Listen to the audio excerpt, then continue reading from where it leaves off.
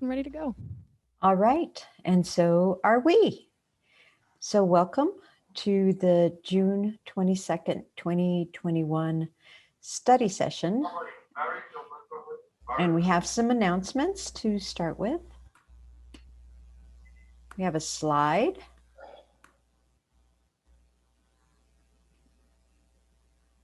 Waiting for a slide. There we go. All right, and we have COVID vaccinations for local information on getting your vaccine. And to sign up for notifications, you can go to boco.org/COVID vaccine notify sign up. Second slide on boards and commissions. So the city is accepting applications for several boards and commissions. The Boulder Junction Access District Parking and Boulder Junction Access District Travel Demand Management and Beverage Licensing Authority. So if you're interested in applying, please visit the Boards and Commissions webpage at bouldercolorado.gov/boards-commissions.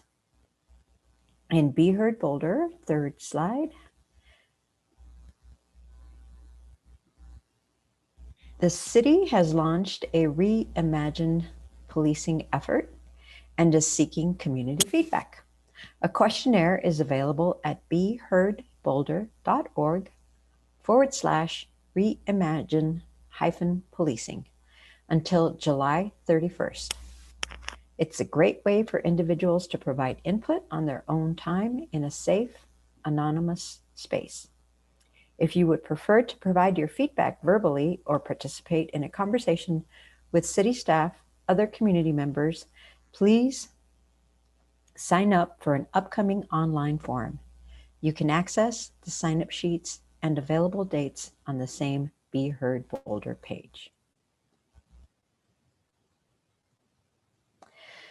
So before we launch into our official business tonight, we'd like to reflect on the sad news that another shooting has claimed lives, including that of a police officer.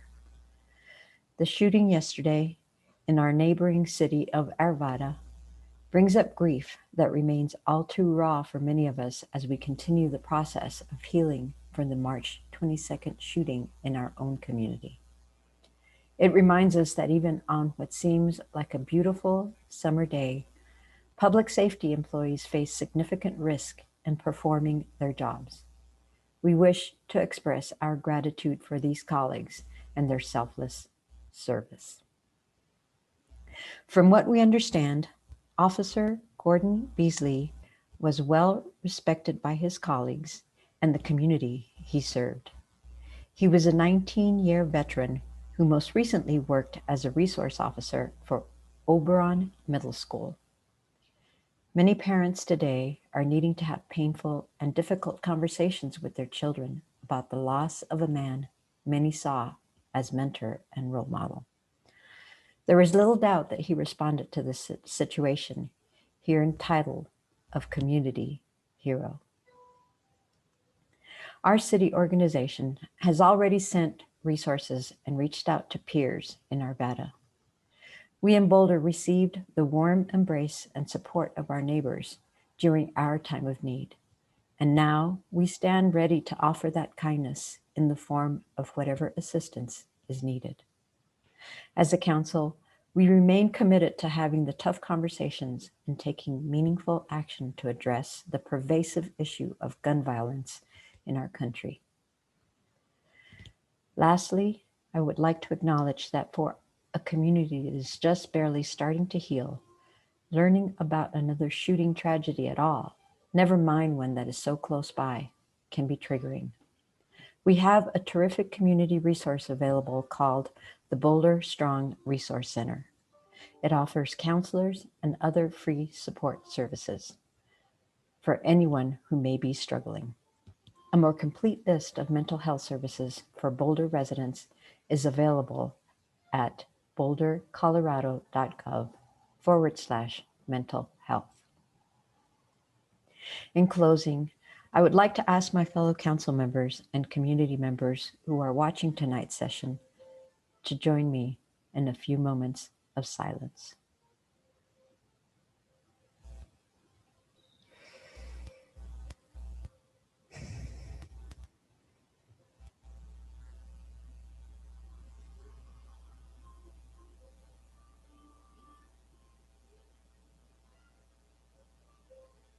Thank you all.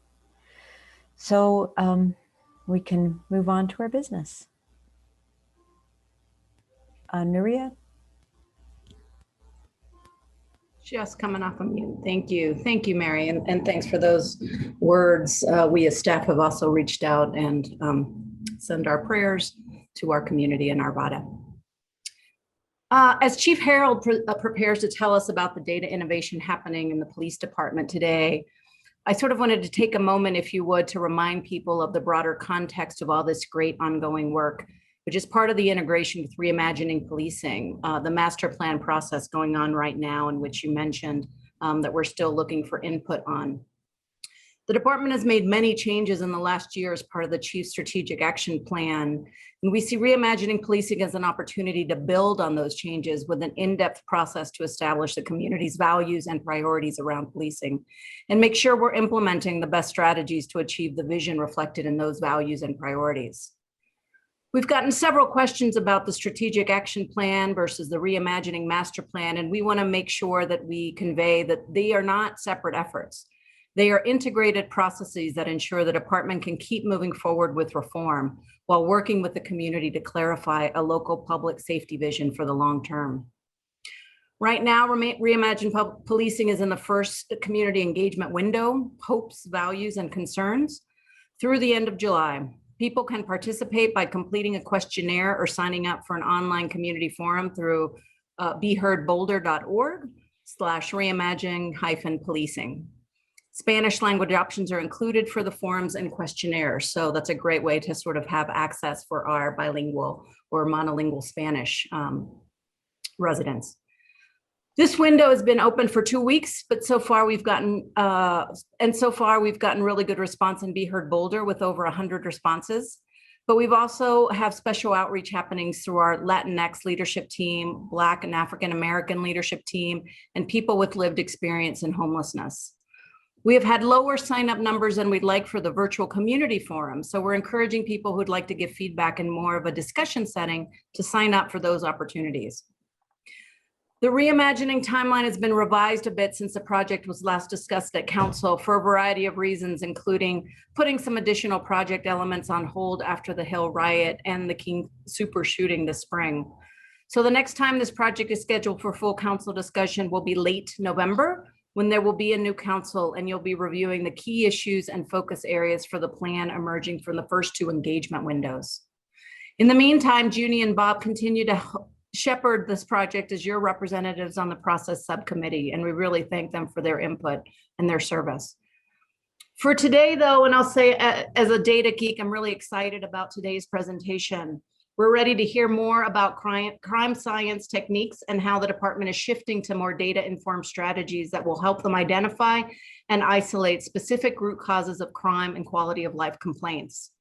This approach will not only help the police department, but can better inform other departments across the city organization so that our collective interventions can be better aligned and narrowly tailored to achieve the outcomes we're truly looking for. The department will also be able to share data with the community and institutional partners too, as we all know that some of our quality of life or nuisance abatement issue will require more than just city involvement. And finally, I'd say grounding ourselves in data enables us to come back to you with more precise tools to further address crime and quality of life concerns across the city.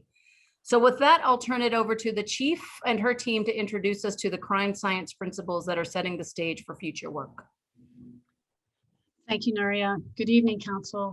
My name is Maris Harold. I'm the Police Chief of Boulder.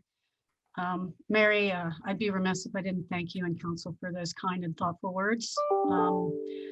And in that vein, I just want to take an opportunity tell the Boulder Police Department members and remind them of the great work that they do on a daily basis under the most challenging circumstances. So thank you. I committed to you almost a year ago that I would give you full commitment on police reform. And part of that police reform that we're going to talk about tonight is my passion in policing. And that is understanding crime strategies, how we are using data and problem solving to reduce community harm by embracing a crime science approach, which is the most overlooked aspect of any police reform movement. And I would think that many criminologists across the country would agree that crime science and crime strategy is the most important part of police reform. So later in the presentation, we will have two presenters provide a live demonstration of our community dashboard. And the exciting part of this community dashboard is we can build upon it. Is so we start going through our master plan process. What is important to the community, council, other departments, we can build upon this dashboard to add traffic stop data, use of force data, citizens complaint data, really anything that we have becomes transparent and we all understand and all are working from the same data sets.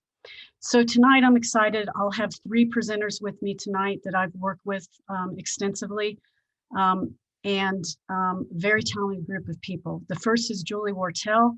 She is an internationally recognized researcher, works for the San Diego Prosecutor's Office, and is a consultant for the National Institute of Justice and the Bureau of Justice Administration, translating research into practice.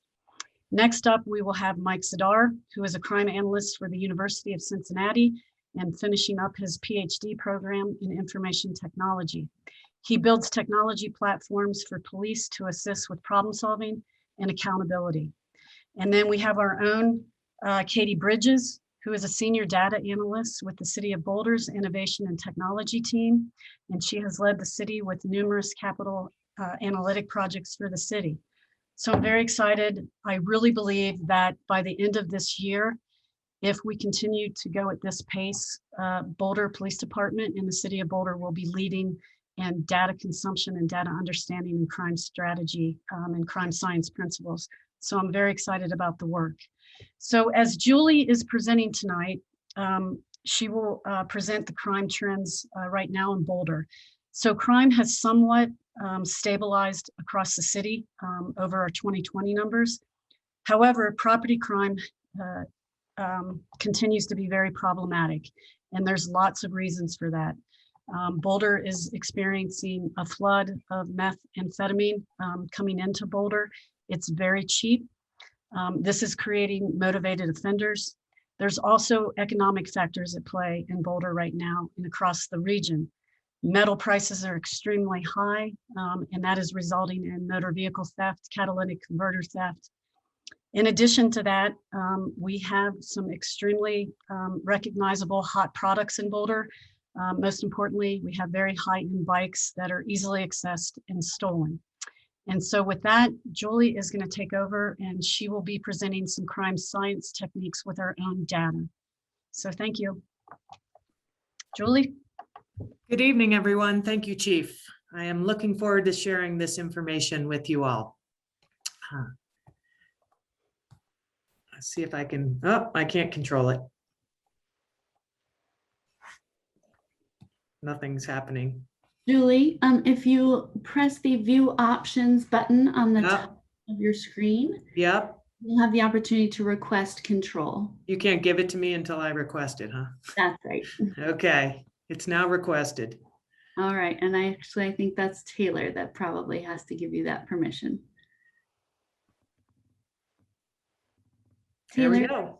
here we go. Perfect.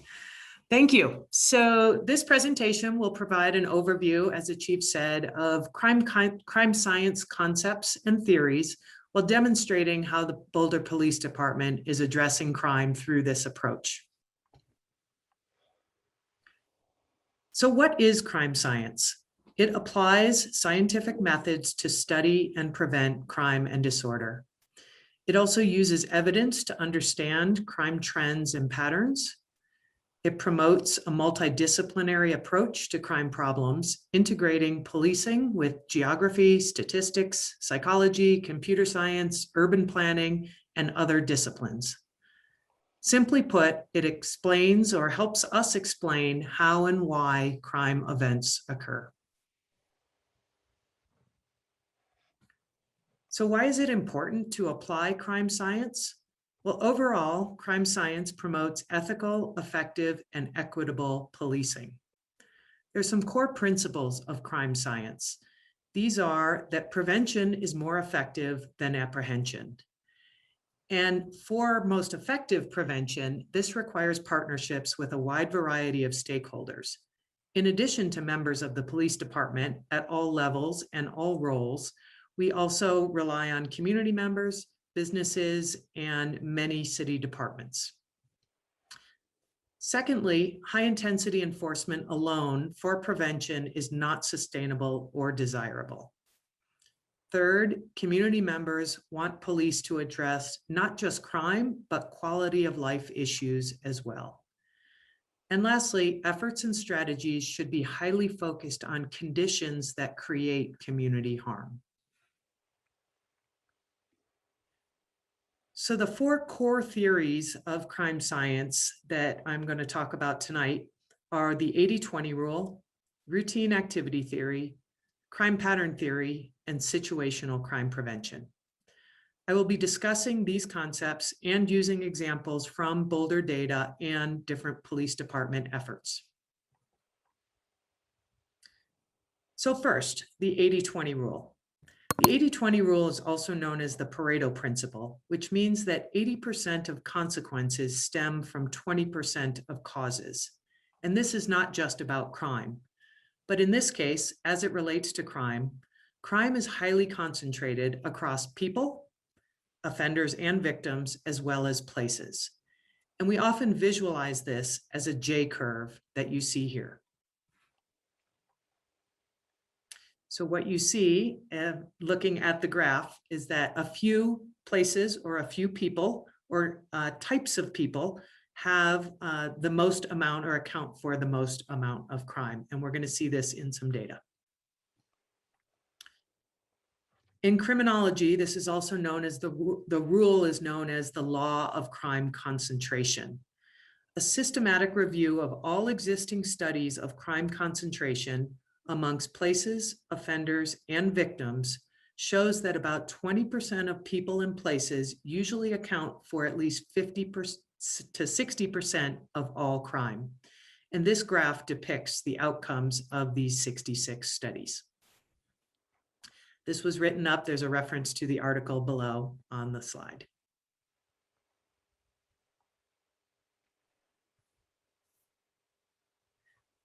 So with the goal of reducing crime and quality of life, problem solving, and improving community safety, we can examine how this 80-20 principle applies to rental properties in and around University Hill.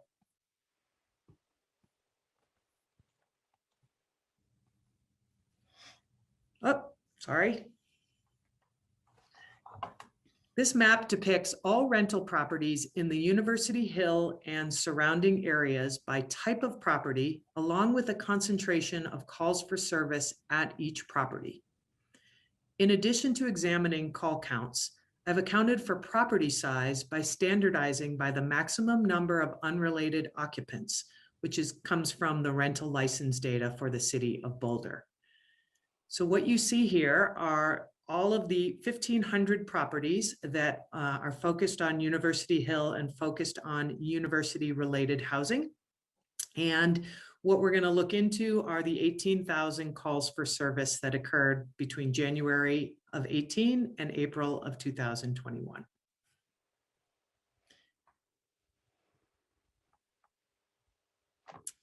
And just, one more note on that is that it might be hard to see on the screen that the mean call per maximum occupant is 1.03 and the median call is 0.67. So those very large dots are well above average. Next, I will show some of the charts by property type. So these charts display calls for each fraternity or sorority house in the area. The chart on the left has places ordered according to the raw counts from highest to lowest, while the chart on the right orders the places based on the counts standardized by the maximum occupancy. While some places may switch in rank when the counts are standardized, the important thing to note is that both charts depict the J curve that we expect to see. There have been 944 calls for service to 24 fraternity and sorority houses in a little over 3 years, and that some produce more calls than others. The top 20% of these places account for 43.4% of calls to this housing type of fraternity sorority house. You can see the same pattern if we look at the area's 98 rental condominium complexes. Both standardized and unstandardized analyses reveal these same J curves. 70% of the 2,620 calls for service to condominium complexes originated from only 20% of these locations.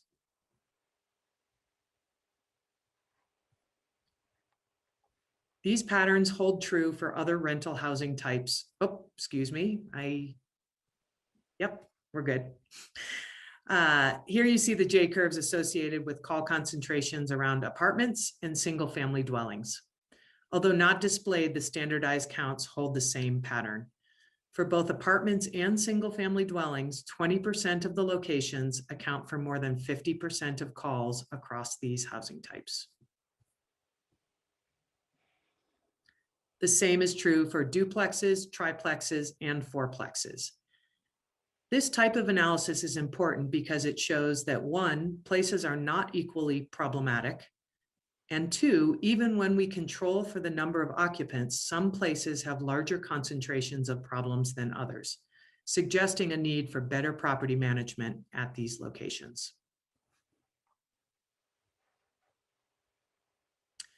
The next crime science theory that I wanted to talk about draws attention to the importance of place management and its routine activity theory. Crime occurs when 3 elements come together: the motivated offender, which you heard the chief talk about in terms of the property and the drugs, a suitable target, and a facilitating place. Controllers can prevent the crime event. These controllers are the handlers or the guardians or the managers. For the purposes of the next portion of this presentation, we will focus specifically on the place element and the manager as the controller based on the crime triangle. I will highlight a deeper dive into crime and calls for service at one apartment complex. The San Juan community is a very vibrant and healthy community, but there are a high number of calls for service to this location. This suggests a need for police to work closely with the management team to address community concerns. When compared to other apartment complexes of comparable size, over 100 units, the San Juan del Centro apartments have significantly higher numbers of police calls for service. Whether we standardize the calls by the number of units or by the maximum occupancy, the San Juan community has a call rate 3 to 4 times higher than the apartment complexes with the next highest standardized number of calls for service. Looking at calls per year in the San Juan community over the last 5 full years and through April of 2021, we see a big jump from 2017 to 2018 and a continued trend upward through 2020. Based on the first 4 months of this year, if we extrapolate it out, it is anticipated to go back to the 2018 level. One thing to consider is that increased trust in the police can sometimes lead to more people calling that would not have called previously. Similar to calls for service, we also see a large increase in crime reports between 2017 to 2018. These then level off a bit and go slightly down, anticipated again by the first 4 months of the year if we triple those numbers. So what changed from 2017 to 2018? In order for the police to work with management to help reduce victimization in the San Juan community, our problem analysis should focus on determining what caused the significant increase in calls and crimes between 2017 and 18. We can start to do this by attempting to answer these three questions. Did the management practices change? Or were there new offenders or fewer handlers, the controllers of the offenders from the crime triangle? And was there an increase in vulnerable victims or fewer guardians? Again, these controllers. However, to thoroughly understand the problems and develop effective solutions, crime science suggests that it is very important to be crime specific. So we need to examine different calls and crime types separately.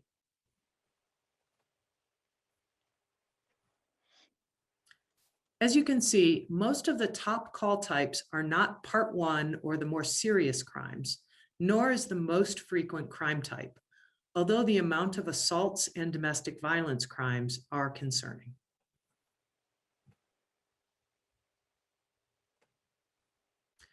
The evidence base concerning what works for particular crime issues is growing. We do know that place managers can block specific crime opportunities and reduce crime in many ways. There are just a few examples relating to some of those top call and crime types. In this example, for instance, when dealing with disturbances and noise complaints, one of the most effective strategies that larger apartment complexes can employ is to have a 24/7 management presence on site. This minimizes the need for police response. The next theory that we are looking into is crime pattern theory. When we look at crime across an entire city, crime pattern theory helps to explain why and how crime hotspots develop.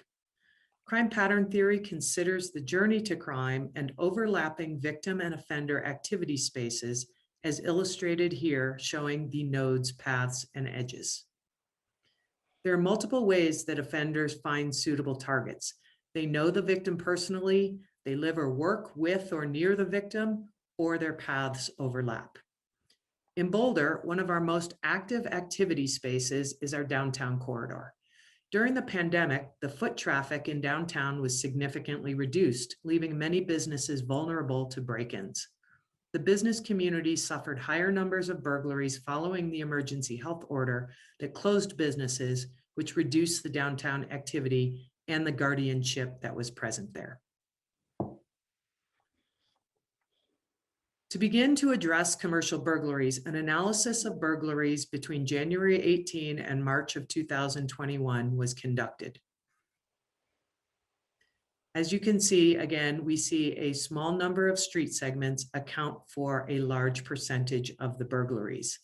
Additionally, a small number of victims were repeat victims, accounting for 52% of the burglaries in these hot segments and intersections. The police department deployed a directed patrol strategy to begin to disrupt the downtown burglary patterns. We followed the Coper curve deployment, which says that 10 to 16-minute intermittent patrols increase the visibility and positive community engagement in risky activity spaces. Officers engaged with repeat victims and helped identify and address environmental facilitators. This is only a preliminary analysis, and a comprehensive evaluation will follow. You can see from the monthly averages from 2018 and 2019 that it was normal for the downtown corridor to experience between 1 and 3 burglaries per month. This number jumped significantly in March and April of 2020 when the emergency health order was issued, and was much higher than normal in January into February of 2021 when the directed patrols started.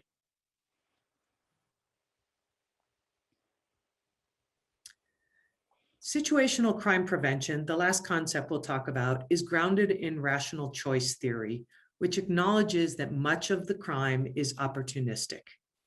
Crime is more likely to occur when crime opportunities are effortless, meaning it takes little physical effort to commit the crime, if they're less risky, low risk of being detected, highly rewarding, quick gratification or great compensation, provoked, people can be incited in the moment, or excusable, have justifications for the harmful behavior. The situational crime prevention framework offers techniques to block each of these crime opportunities. Going to illustrate this with our bike theft concentration. So this map shows an analysis of bike theft locations for the most recent 2.5 years. Similar to what we've seen and talked about earlier in the presentation, we see the 80-20 principle law of concentration. In this case, the vast majority of street segments had 0 thefts, and under 5% of the street segments accounted for nearly 2/3 of the theft locations. I've listed here a couple of the top street segments as well as the top addresses.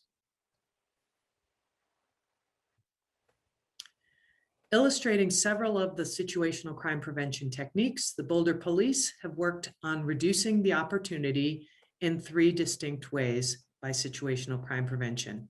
The first, increasing the effort and the risk via the distribution of theft prevention cards on the high crime segments. So again, focusing on the problem places. Reducing rewards through encouraging bicycle registration and disrupting organized operations. And lastly, by reducing provocations through a community awareness campaign, as you can see some of the examples here. There has been a 30% reduction in incidents and number of bikes stolen since these efforts have started.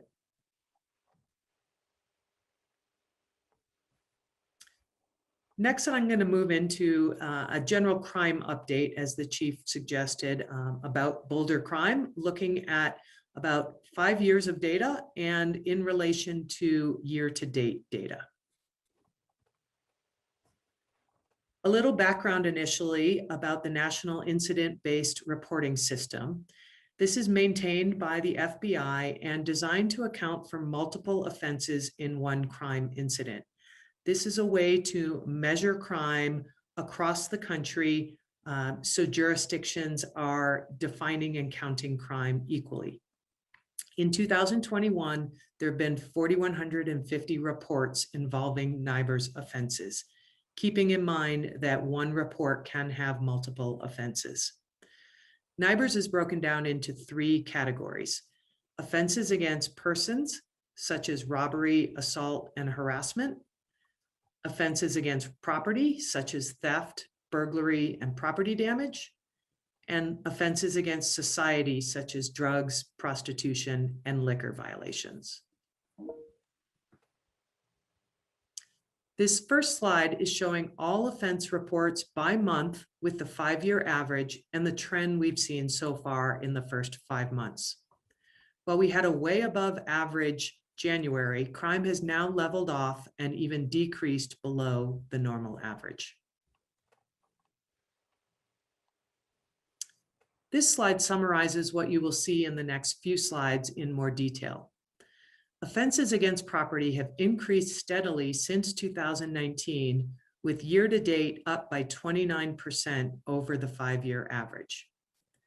Offenses against persons are down by 13% from 2020, but stable when compared to the 5-year average. And lastly, offenses against society have declined in the most recent year, including 33% from the 5-year average. This latter is likely due to decriminalization trends and the COVID-19 impacts. Here we see a breakdown of trends by category and year, showing what I just talked about on the previous slide. So you can see the breakdown and the specific numbers.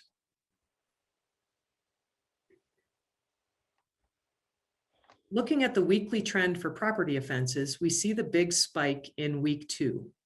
Most of this week 2 spike is due to a significant increase in identity theft.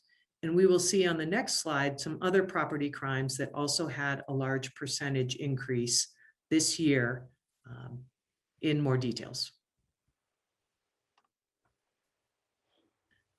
This table shows all property crimes listed out comparing year-to-date in 2021 through the same time for last year, as well as compared to the 5-year average. We've highlighted the 5 crime types with the largest percent increases.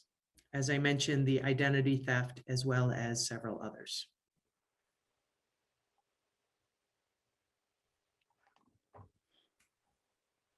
Next, we have the persons crimes by week, similar to the chart we viewed with property.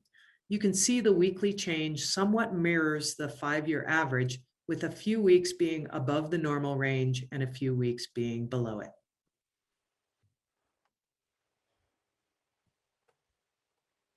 Lastly, we have the same type of chart, but with crimes against society.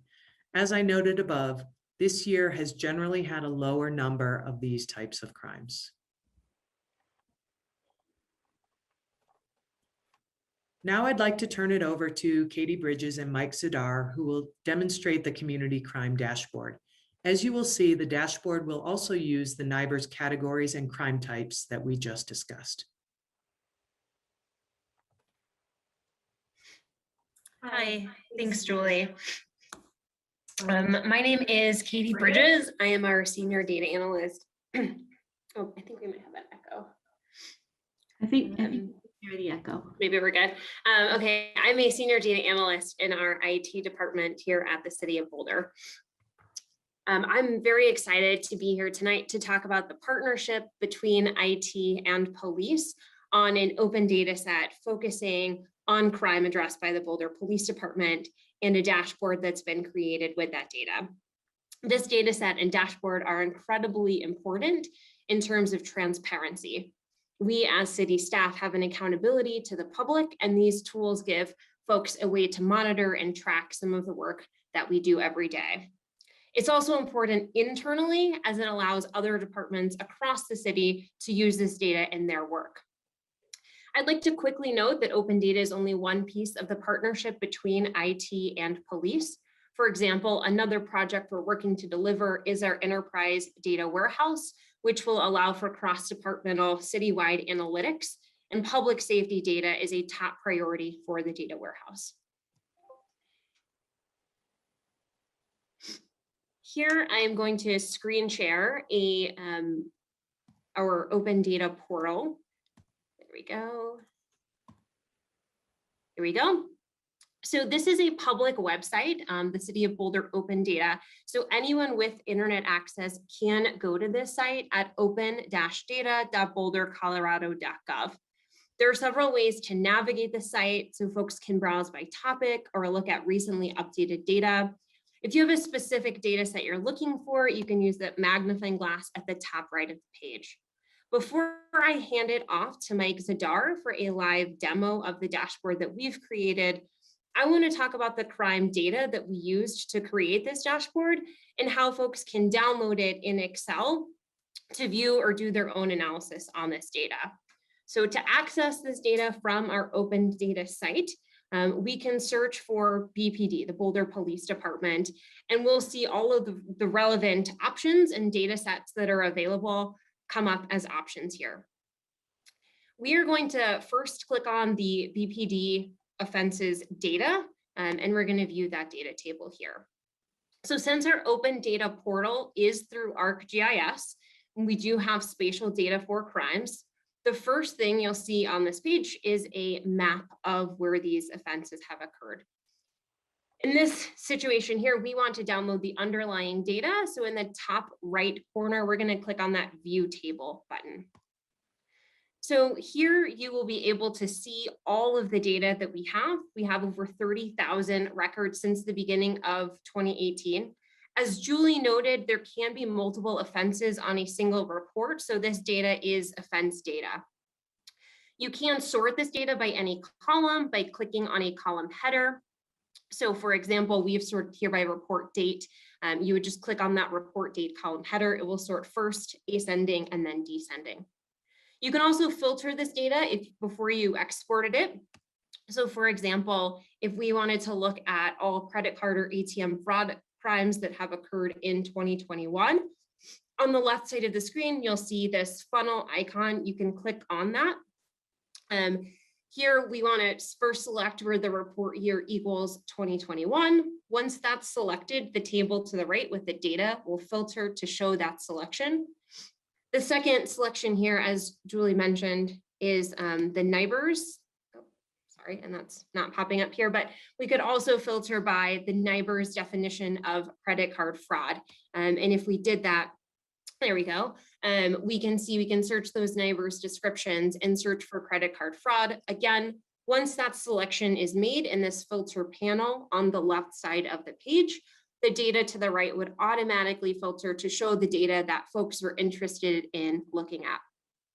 So now that we have this data that we wanted to export on that same menu, we do have the options, a little cloud icon with an arrow underneath it. So we can click on that cloud icon and choose to export this data. By default, all data is exported. So if you only wanted to filter what you were interested in this case, 2021 credit card fraud information, there's this option at the top to toggle filters. So you could select that. And to open this in Excel, I would recommend choosing a CSV or comma separated value format. So if this is your first time downloading data from Open Data, you'll just see a notice here that the file does not exist and it will take time to create. If you click that download button, it will automatically download to your computer. If you've downloaded data here before, you would see the option to either request a new file with current data. So this data is updated daily. So if folks wanted to continue getting updates, you could download a different file every day. We also do have an API connection to our open data site if that's of interest to folks. So those are options available in our download options. Once that downloads to your computer, folks can have access to look at this crime data. And Julie's been speaking to these trends. So if folks wanted to dive into that further, again, this data goes back to the beginning of 2018 and is publicly available on that open data site. So you could filter, you could sort, you could do your own analysis there. So this is available not only on our Boulder Police crime data, this is available on all of our data sets that are on our city website for open data. So we're really excited that this crime offenses data is out there to the public now. We're also excited we have several more in the pipeline. So you'll see here in the search option, we have stolen bikes data and also some interactive dashboards we've created here. So from here, I'm going to pass it off to Mike Zadar, who's going to give a live demo of the dashboard using the data that I just showed, and that will allow folks to further analyze the data that's available here. So you can access this dashboard yourself under this BPD Offenses app on the Open Data webpage. And from here, I will turn it over to Mike Zadar. Thanks so much, Katie. I appreciate it. Let's see if we can share here. There we go. I think that worked. Cool. All right. So I'm super excited to be talking to you guys about the dashboards and things that we are building at the Boulder Police Department. So as Katie mentioned, this is all based on ArcGIS and the Esri platform. So as we develop more of these out, you'll start to see more and more data available to the public. But this is kind of the first, or one of the first things that Katie and I have pushed out to the public. So on our dashboard here, let me see if I can get rid of that. Yeah, on our dashboard here, we have all of that offense data that Katie was talking about from the file, which is available here. If we click on this link, you can go and see sort of live what Katie was talking about out here. So from our dashboard, you can link to that data. But here you get the NIBRS offenses for an extended period of time, and you're able to sort and filter and play around with it. So let me just run through here and show you exactly what we're looking at. So if you go out and want to play with this or do some analysis before you download the data and do further analysis, it's available to you here. So I'll start with this little hamburger menu at the top. It's got a couple of links in here, so you can go to the Boulder Police homepage. You can file a report online through this other link, and then you can jump to that open data from here as well. The map in the center has a few icons here at the top. Our first one is our base map. So if you don't like this sort of nighttime style base map, you can come in here and select a bunch of base maps that are available through the city's GIS, as well as some other base maps here. So if you would like a navigation base map or something like that, that's available to you out here. for this, I'll switch back to the darker base map. You also have this little button here that will show you what's on the map. So you can see the little red dots are a BPD offense. And then the colored areas here on the map are the police beats. You also get this little magnifying glass icon there. If you click on that, you can search for a location. So if we look for the Boulder Police Department, you can click on that and it'll zoom us right into the public safety building there. And so if you have an area of the city that you're interested in or whatnot, you can search for it there and it'll take you right to that location. So on the map, you've also got the little red dots here. If we click on one of those dots, we're able to see some information about that offense report. So we get, the report number, when it was reported, the year, the NIBRS offense code, the description. We also get an obscured address for where this occurred. So one thing to keep in mind when you're looking at these data is that we do obscure the addresses to the block level, and we also randomly offset the location of the point. So it is in the general area of where that offense occurred, but it's not going to be exactly like on the dot where that offense occurred. So that is that. All right. So let's explore a little bit more here. So off here to the right, we have these different totals here of what these offenses are. And as we sort and filter, so if we select like year to date, our data will update. And there's a whole lot of points there. I don't know if that's super useful, but you are able to see the counts here, which I do think is useful, where you can see that, offenses against people, we've had 454 year to date here. And if we wanted it to sort, and filter even more, we can do that as well. So if let's say we're just interested in property crime, we can click on property crime. And let's say we're interested in burglary, we can click on burglary. And there we go. We have 278 burglaries. We can see some of that crime concentration that Julie was talking about in certain areas of the city. And we also get this chart here that will update, so you can kind of see some of the trends here. And there's that peak that Julie was talking about and the reduction that we have seen. You also get this charts tab. So at the bottom, you can click on these tabs, and there's various items inside these tabs. So if we unselect burglary, we can look at all of the different crime types here, and you get a variety of ways of examining the data and looking through some of these things. So by hour of day, day of week, and the top offenses, and all of these are interactive as well. So if you click on Friday, for example, it'll filter that hour of day for just Friday. So if you're only interested in crimes on a weekend or something like that, this gives you the ability to sort and filter and look at that data in that way.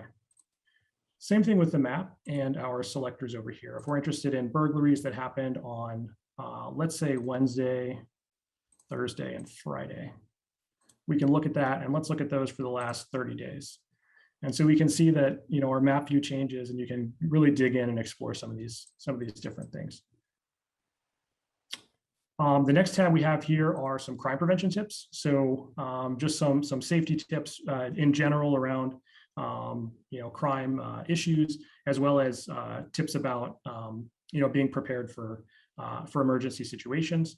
Our last tab on the bottom here is the NIBRS offense descriptions and codes here. So if you have questions about what a specific code means or something like that, we have links here to tell you about what that is. If you want more information about NIBRS, we also have a link up here at the top where you click on this, and that'll take you to the FBI's webpage on NIBRS, where there is a ton of information. If you're a data geek like me, this is fantastic. There's data from all over the country. The FBI has an API that you can access and pull in a bunch of data and look at data from NIBRS reporting agencies across the country. Go back here. All right, so let me clear some of these filters out here, and we can look at that. Okay, cool. All right, so that is our crime dashboard. Like I said, we're going to be building several more of these. I can tease another one here. We do have a bike theft dashboard out here, which is pretty interesting. It breaks down the number of stolen bikes, the number of crime reports we have, and also the cost for those bikes. So this is the last 28 days here in the city of Boulder. And you can also look at like 90 days, and those figures will all update. So you can see what the cost of some of these crime categories is. And as the chief said, more of these types of dashboards are going to be coming along as we produce them. So that is what I have on the dashboards. Let me see if I can stop sharing here. There we go. All right. Katie, what is next on our list there? I think that is it. If there are any questions or anything, we can certainly answer those. Yeah, thanks, Mike and Katie and Julie. We'll be glad to answer any questions. I know that was a lot of information to throw at you in a very short amount of time, but I did want to cover as much ground as possible. So I'll be happy to answer any questions about any portion of the presentation. Thank you all for that very fascinating presentation. Council, does anybody have any questions? I don't see any hands going up. There's one. Rachel and then Bob. I think that you answered this question, and thank you all for the great presentation. I'm looking forward to digging into the data set myself. So when you look at the dots or any of the, I think there was a list too with the crimes listed, you can't identify any particular victim by their house, right? Like you have kind of anonymized it in that way. Just wanted to confirm. Yeah, that's correct. We obscure the address to just the block address. And like I said, we also randomly offset that point. So if the point were to fall on an individual house, there's a random offset. So it's going to be in the, again, like I said, it'll be in the general area within, maybe a 5-house sort of area, but it will certainly not be identifiable as an individual address. Okay, perfect. And is that true? Like there was some question about a previous data set that people could sort of identify complainants. I think Chief Harold, you probably know what I'm talking about. It was I think Hill related, if you had called in on a certain address, you could see sort of the address of the complainant, and that was possibly problematic. So I wanted to make sure that that was also not identifiable. Yeah, Rachel, that will not be identified as part of the dashboard. If a person calls in and makes a complaint and that becomes public record, somebody could request that data point through a public records request if it went through 911 or a report was made with the complaint. Okay. So this was more somewhere on a website. You could pinpoint sort of where complaints were made from. So that wouldn't be true. I can answer that. It was on our Inquire Boulder site that has been updated. That is anonymized in the same way. So no one could find the address from our Inquire Boulder dashboard. Yeah. Cool. Thank you. And then there was a slide like with a you lock your bike recommendation. And have we given pretty good recommendations for what kind of locks people should buy? I saw there was a 20% off thing. And if that's a big thing that we're pushing, are we making it really easy for people to know what is the best lock to prevent a theft and getting the card in people's hands? If bike locks are pretty expensive for the good ones. They're very expensive. They're like $50 for the really good ones. We are trying to make it as available to everyone as possible.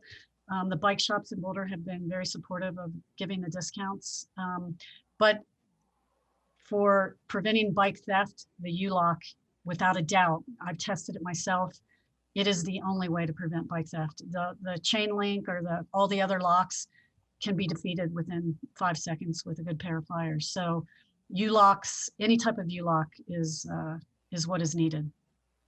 Awesome. And then there was a picture that showed locking both tires. So that must be a secondary kind of lock that people should be getting to. Sorry to dig in, but that seems like a big crime that's happening. So I want to make sure people have the information. It is, and I'll tell you, our crime prevention officer has done an outstanding job working with all the bike shops, and they are boots on the ground getting this information out, especially on those hot street segments. But if the community is listening, please put your bikes in a U-lock. It works.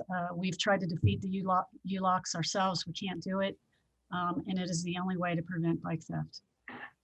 That's great. And then, and thank you for getting that information out. And then my last question, you mentioned that property crimes are still up, and it looked like they spiked a lot in January, and I couldn't tell from the quick presentation, is that still trending up each month as we're going forward, or is there more information on specifically property crimes? Because that's the one that sounds like it's not coming back down. So just, it's not, I don't think it's staying at the January peaks, but is it still significantly up?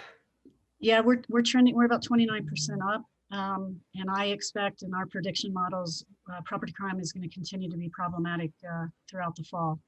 And there are multiple reasons for that. We're still struggling with jail restrictions. Even though I've had great conversations with Sheriff Pelley, and we're working on a strategy that I think that he's going to have a public statement on July 1st about his strategy. But I think we're going to continue to see property crime. And that's why this is so important for the community to understand the crime trends, patterns in their particular areas, so we can start to target harden, locks, lights, the basics to prevent some of this property crime. Right now, the state of Colorado is seeing 60% increases in motor vehicle theft. We are no different in Boulder. And these motor vehicle thefts are being stolen from major roadways. And it is all based on economics right now. And so not only Boulder, but the rest of the state is struggling mightily in these areas. And is there anything else in terms of hardening, like with the ULOCs, that we want to make sure to highlight right now?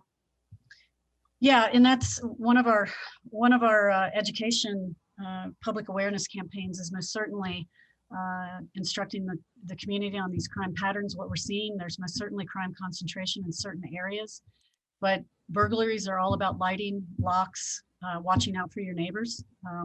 And Mike's dashboard has all of these crime prevention techniques on the dashboard. But it really is, most of these property crimes are crimes of opportunity and can be prevented if people lock their car doors, don't put stuff in your vehicles. Lighting becomes so important, and public awareness of what's going on around them. The catalytic converter issue is very hard to prevent. And we have partnered with the state of Colorado, the Public Safety Department. So they're providing education and training as well as us. But these catalytic converters can be sold, they can be removed off a car within, I've seen people do it within 15 seconds, and they can be sold for $100 to $300 quick. And they usually hit 15 to 20 cars in a series of crimes within minutes. And so the best advice is really, you can either paint or etch a serial number in your catalytic converter, so at least they can't be sold quickly to area recycling companies around the region. Thank you for that. And for those of us who may not know what a catalytic converter looks like, is that up on the website? Like if you want to etch or spray paint your own, here's the thing to look for underneath your car. It's right next to your muffler, and it's all about the metal. It's all about palladium, and it is the economic factors of really international are driving this crime. And this trends, like, copper prices, when they go up, you see copper theft. So these are economic factors, and we try to block as many of these opportunities as possible. All right, thanks so much. Bob. Thanks, Mary. Thanks, Chief. Thanks, team. That was a great presentation. Just a quick question. I'm sorry if I missed this. Can you give some examples of crimes against society? Yeah, that's a great question. Crimes against society are liquor, usually a lot of liquor law violations, animal cruelty, prostitution, which now, I think the best practice way to say that is human trafficking issues, drugs. All of the drug would fall into that category as well. Those are your major crimes against society. Great, thanks, Chief. That's all I had. Thank you, Bob. Sam? Thanks, Mary, and thanks, Chief, and all for the presentation. Super helpful. Great to see the open data available this quickly to everyone. I look at the 5 property crimes that were highlighted. So it was slide 35. It was the red boxes around the largest increase in crimes. And we've already heard about one, which is theft of motor vehicle parts or accessories, but it also seems like motor vehicle theft itself is up quite a bit. And so those two are ones that we've heard a lot about along with bike thefts. So do you have any not only suggestions, but ideas about what the police department might do to bring those rates back down to where they've been over the last 5 years. The motor vehicle theft is challenging because people are leaving their extra and spare keys. What we find when we look at the reports is that they're leaving their spare keys or their valet keys in the car. So this is really about public awareness, not to do that because people are looking for those valet keys. Leaving your cars open is also very problematic. And so when you read these reports, through these reports, you find that people are either leaving their keys in the car, their cars open, and they're easy targets. And the areas that we want to get out, and we have a public education campaign, these cars that are being stolen are the cars that are parked near the major exits and entryways into Boulder and out of Boulder. So this really is about educating the public on please do not leave your keys in the car. Please do not leave property in the car, put it in the trunk. Don't leave your valet keys, and please don't leave your keys in your ignition or somewhere in the car because people are going through these cars and finding these keys and they are being dumped in different parts of the region. And so it really comes down to a public awareness campaign on both motor vehicle theft and then also theft from vehicles, which is also problematic as well, Mayor. Thanks for that. It does seem that whatever habits people might have had with leaving their valet and spare keys in their car is something that probably hasn't changed a lot, but people are taking advantage of it, it seems like, more frequently. You did mention that there are more vehicles being stolen near entrances and exits to the city. I think that's revealing in and of itself. So I just wanted to highlight that because that seems like it's a pretty big increase and a pretty big ticket item for a lot of people. So thanks for that, and thanks for the great report. Thank you, Mayor. Thank you, Sam. Mark? Thank you, Mary. Chief, thank you for that presentation. That was a lot of data, and it was really, really quite useful. Going back to the slide that shows the calls for service on the Hill, one of the, at least, perceptions is that when the call for service is made, by the time it is responded to, it becomes impossible to actually identify who is responsible for whatever the activity it was that was causing the call in the first place. Are there any strategies that could be used to either shorten the response time or somehow make a better correlation between the call for service and identifying the action and the people involved that are committing that activity? That is a great question. I don't think it's the response time issue. I know the community has a perception of that. What is challenging is to prove understand what offense occurred that they're calling about, especially as this relates to noise.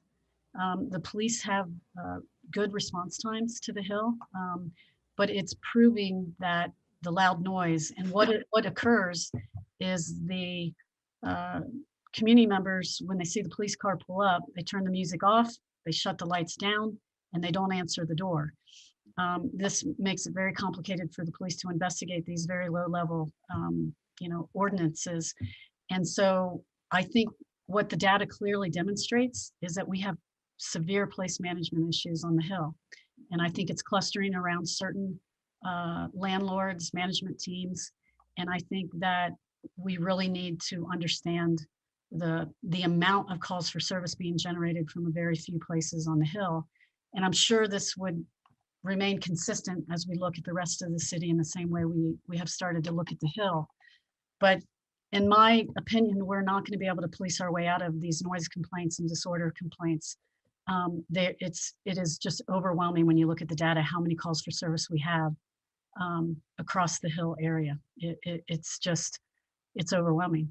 And I think the data clearly demonstrates the 80-20 principle there. Yeah. Okay, thank you. Mm-hmm. Any other questions from council? All right, if not, I have one.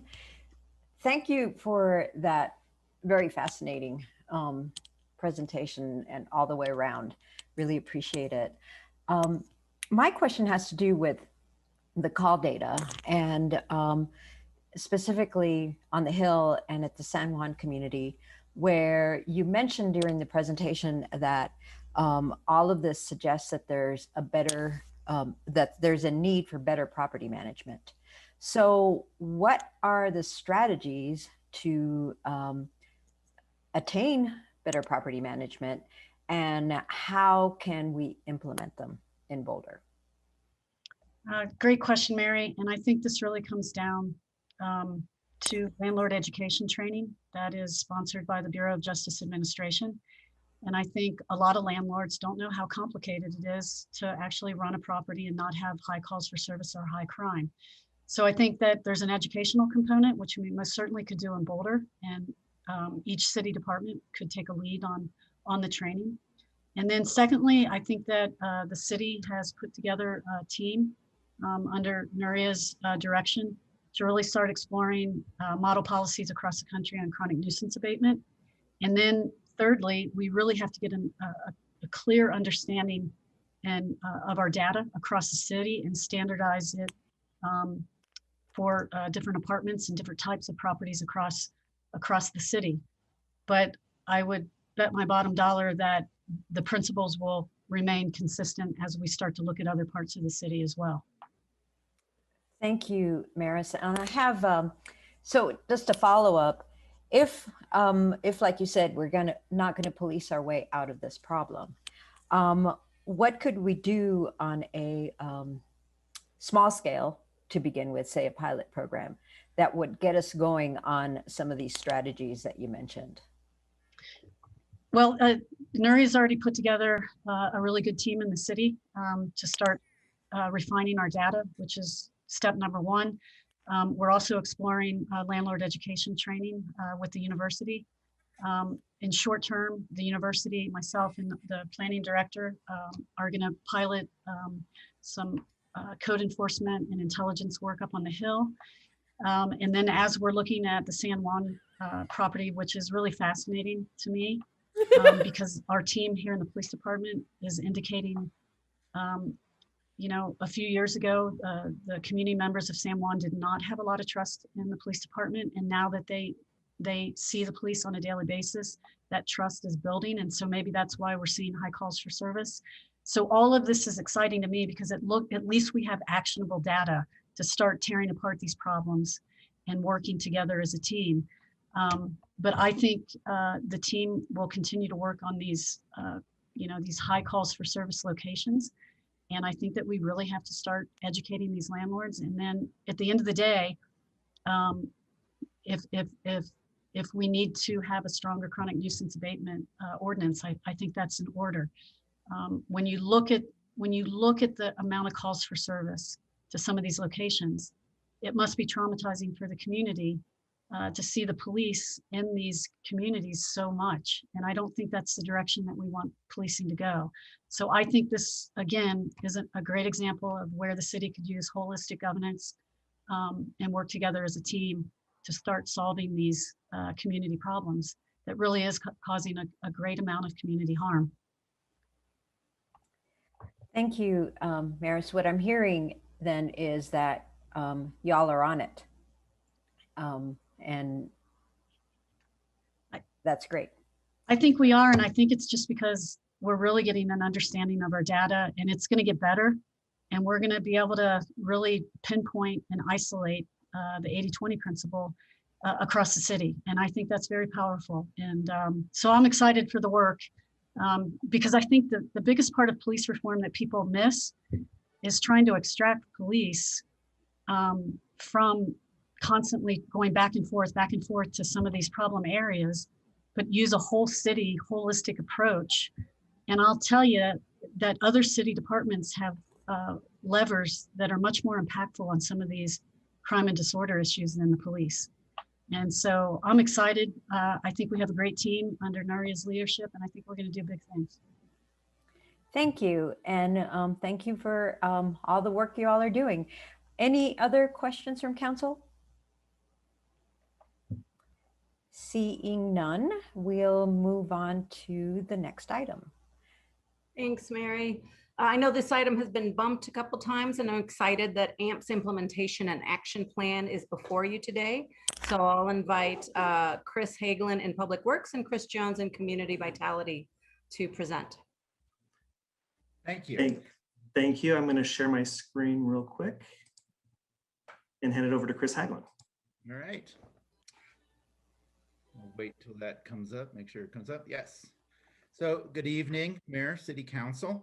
My name is Chris Hagelin. I am the acting manager of the Transportation Planning Division of Transportation Mobility. And as you know, I am joined by Chris Jones, Deputy Director of Community Vitality. Next slide, please. Yes, thank you. This is the agenda for this evening's study session on our current AMPS efforts. Following a refresher of the project background, I will share the process that we have taken for the development and refinement of these strategic options, which we'll present to you tonight.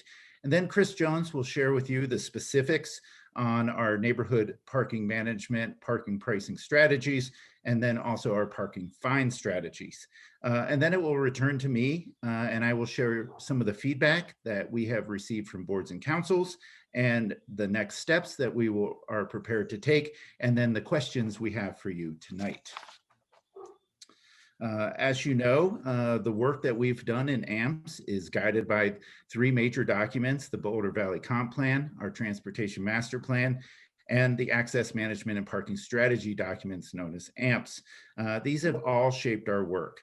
And as you may recall, the AMPS guiding principles were adopted by Council in 2017. And they include that in Boulder, our residents, employees, and visitors use a variety of transportation options, and we need to plan and provide access for all of those. We need to employ new innovative tools and strategies to improve multimodal access and manage demand in different parts of our city.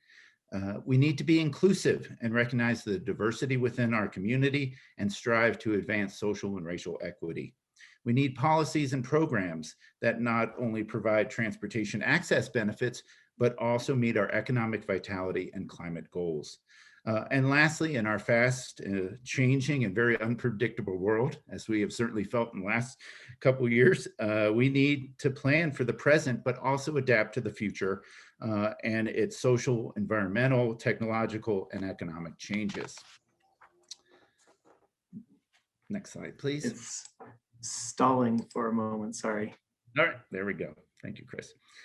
This chart, which I believe you've seen before, provides some examples of the variety of projects underway under the AMPS umbrella. As you know, CAMP is our annual parking management and free shuttle service to Chautauqua, which is currently operating right now.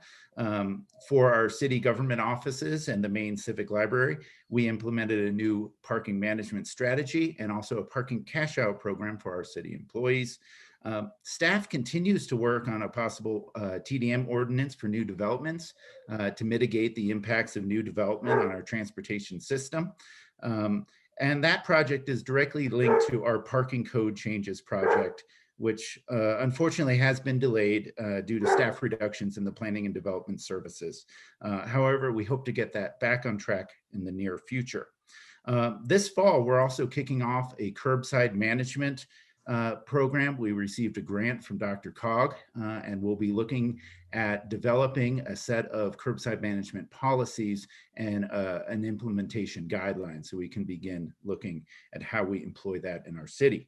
The final two projects are really what we're here today to discuss with you: our neighborhood parking management, our parking pricing, and our parking fine strategy. This graphic illustrates our project timeline. Currently, we are designing the implementation and action plan, which outlines our preferred strategies, our next steps, and our costs. Following months of community outreach, alternative analysis, and input from our boards and commissions, we are bringing preliminary recommended strategies for this discussion tonight, the study session. And I apologize if you hear my dog barking outside. Overall, the project objectives are to rework both our neighborhood parking management and parking pricing approach, and we want this to be more aligned with our broader city goals around access, mobility, and climate.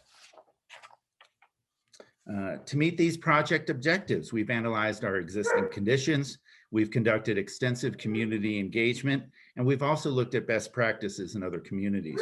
We have also taken time to incorporate the teachings of Donald Shoup into our strategies as well. In terms of community engagement, we have shared information on our project website. We've collected responses to polls and surveys and conducted focus groups within our current NPP neighborhoods. We've tracked these demographics closely, and we're pleased with our results in reaching people of color, both younger and older residents, and also renters. We've met with community organizations, boards and commissions, and we also formed a community working group which we dubbed the Access Allies. This was made up of representatives from boards and commissions and also property owners and other stakeholders such as the Downtown Boulder Partnership. We also had an Access Allies Light group. This was a group that was made up solely of our boards and commissioner representatives, so we can really dive deeper into policies and strategies. We've also worked with our community connectors, who are our paid liaisons, to help us reach some of our harder to reach groups in our community. And with that, I will turn it over to Chris Jones to go over the strategies. Thank you, Chris Haglund. Good evening, Council. On the screen, you see in front of you the goals that we vetted with you earlier this year for neighborhood parking management. I'm not going to read through these one by one, but these are the goals that we looked to in the development of the strategies that we considered and wanted to evaluate through this process. The three strategies that we have considered for neighborhood parking management are the first, minor program adjustments. This would be a status quo approach to our existing MPP creation, expansion, and management, but would have included some modifications to mitigate some of the persistent program challenges that we've heard from residents who participate in MPP or are adjacent to neighborhoods that are in MPPs with some parking challenges associated with that. Another strategy we looked at was data-based decision-making. This would have been a staff-driven approach to neighborhood parking management, where we identify and implement changes in neighborhood parking management, but really largely proactively led by staff delivering management strategies to neighborhoods. The third strategy we looked at was priority-based neighborhood access management. This is similar to the database decision-making approach, where we would identify available management tools, prioritize based on key performance indicators that we would measure and evaluate. But implementation of these tools would still require a neighborhood petition process. When we measured those three strategies against the goals that we vetted with you earlier this year, priority-based neighborhood access management was identified as the most aligned with those goals in all areas, achieving the same or better results other than feasibility. So we acknowledge that with that approach, it would require additional staff time and resources to implement. If we were to pursue this strategy, what that might look like is, first, in order to achieve cost recovery, we acknowledge we need to increase the permit costs for residents and commuters in the years ahead in order to, what we project, get to cost recovery by 2024. We're proposing a $13 increase in the annual permit for residents, a $20 increase in commuters next year, with, again, incremental adjustments till 2024 when we can achieve cost recovery. Beyond that, we can certainly continue a conversation to identify other ways that we might use surplus if we want to continue cost increases for residents and commuters that could translate into additional benefits to add value to the products we're providing in neighborhoods. Concurrent with this work over the next couple of years, the city would review our parking supply utilization, adjacent land uses, and multimodal access scores within residential areas throughout the city and existing MPPs to determine which zones and residential areas would be eligible for various management tools, and depending on how they meet these set metrics. Existing NPP zones could be deemed no longer eligible for neighborhood parking management based on those key performance indicators, and we would possibly seek to phase those NPPs out. Again, though, a petition process would need to be received from neighborhoods who want to pursue new tools in their communities, and the petitions would be evaluated and prioritized based on those key performance indicators. And this is really similar to the neighborhood speed management program that Transportation and Mobility currently pursues on an annual process today. For parking, pricing, and fines, we again identified a number of goals we vetted with you earlier this year. Again, not going to read through them, but these are the goals that we look to identify various strategies for both parking pricing in our current managed districts and our fines strategy. So the three strategies we looked at for parking pricing were first, static price adjustments. This would be periodic price increases based on our budget needs and peer assessments, similar to how we've pursued price increases in the past. Another strategy we looked at was place-based pricing. So looking at the aggregate parking utilization for specific geographic areas and pricing on-street and off-street facilities appropriately based on the geographic utilization. A third strategy we looked at is performance-based pricing, and this would be more fine-tuned pricing adjustments based on occupancy data along specific corridors throughout the city.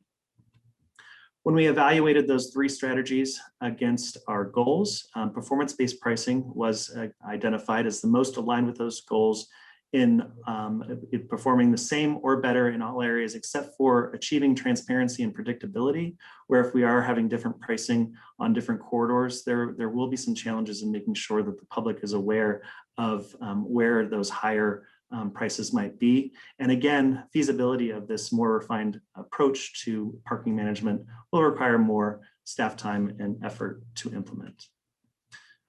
If we pursue the performance-based pricing, what that might look like is we want to make sure that our on-street parking is priced higher than off-street parking, so that folks who are aware of those pricing structures can just go straight to an off-street facility instead of circling trying to find cheaper parking on-street. Corridors would then be evaluated and set at high, medium, and low parking rates, depending on their typical peak occupancy. And then some high demand corridors where we're even at the high rate where the parking pricing is not able to ensure that there is at least about 15% capacity on those corridors. We'd want to identify some priority spaces for short-term pickup and drop off for business, freight, loading, unloading, Uber, Lyft, things like that. Corridor rates would be updated regularly based on our typical peak demand.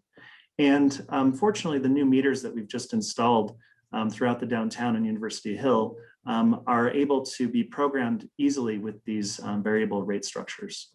On the right here, you see an example of a possible approach we could use for branding to make this more transparent and predictable for customers. The suggestion here is maybe using CU's school colors to identify the different rates from high, standard to a base rate. For our fine strategy, again, we have three approaches that we've considered. The first would be status quo, not making any change to our fine strategy. The second would be graduated fines and mobility safety fines for repeat offenders, and higher fines for violations that impede other users' travel choices, such as parking in a bike lane or blocking access to a transit stop or an ADA ramp. The third strategy includes that approach, but also adds having different fines for different parts of the city based on parking utilization rates. When we measured those strategies against our goals, the second strategy, graduated fines and mobility safety fines, has been identified as the most aligned in all areas except for recognizing the value of the right-of-way, where if we were using parking utilization to determine fines, it would be harder to implement on a staff level, but it would be more in alignment with utilization of right-of-way. If we were to pursue the graduated fines and mobility safety fines, we would want to first increase our base fine rate for a standard parking violation from what's currently $15 to $30. From there, second and third violations would be set with a graduated premium, capped out on the third violation, which we're currently proposing at $60. Mobility safety violations would be set automatically at that premium rate proposed at $60. And from that, I'll hand it back over to Chris, and he can let you know what we've heard from boards and commissions. Thank you, Chris. During our touches with boards and commissions, we received a wide variety of feedback, and we incorporated that into the strategies that Chris has shared with you. For neighborhood parking management, we shifted to a more equitable split between residential and commuter pricing and accelerated cost recovery to 2024.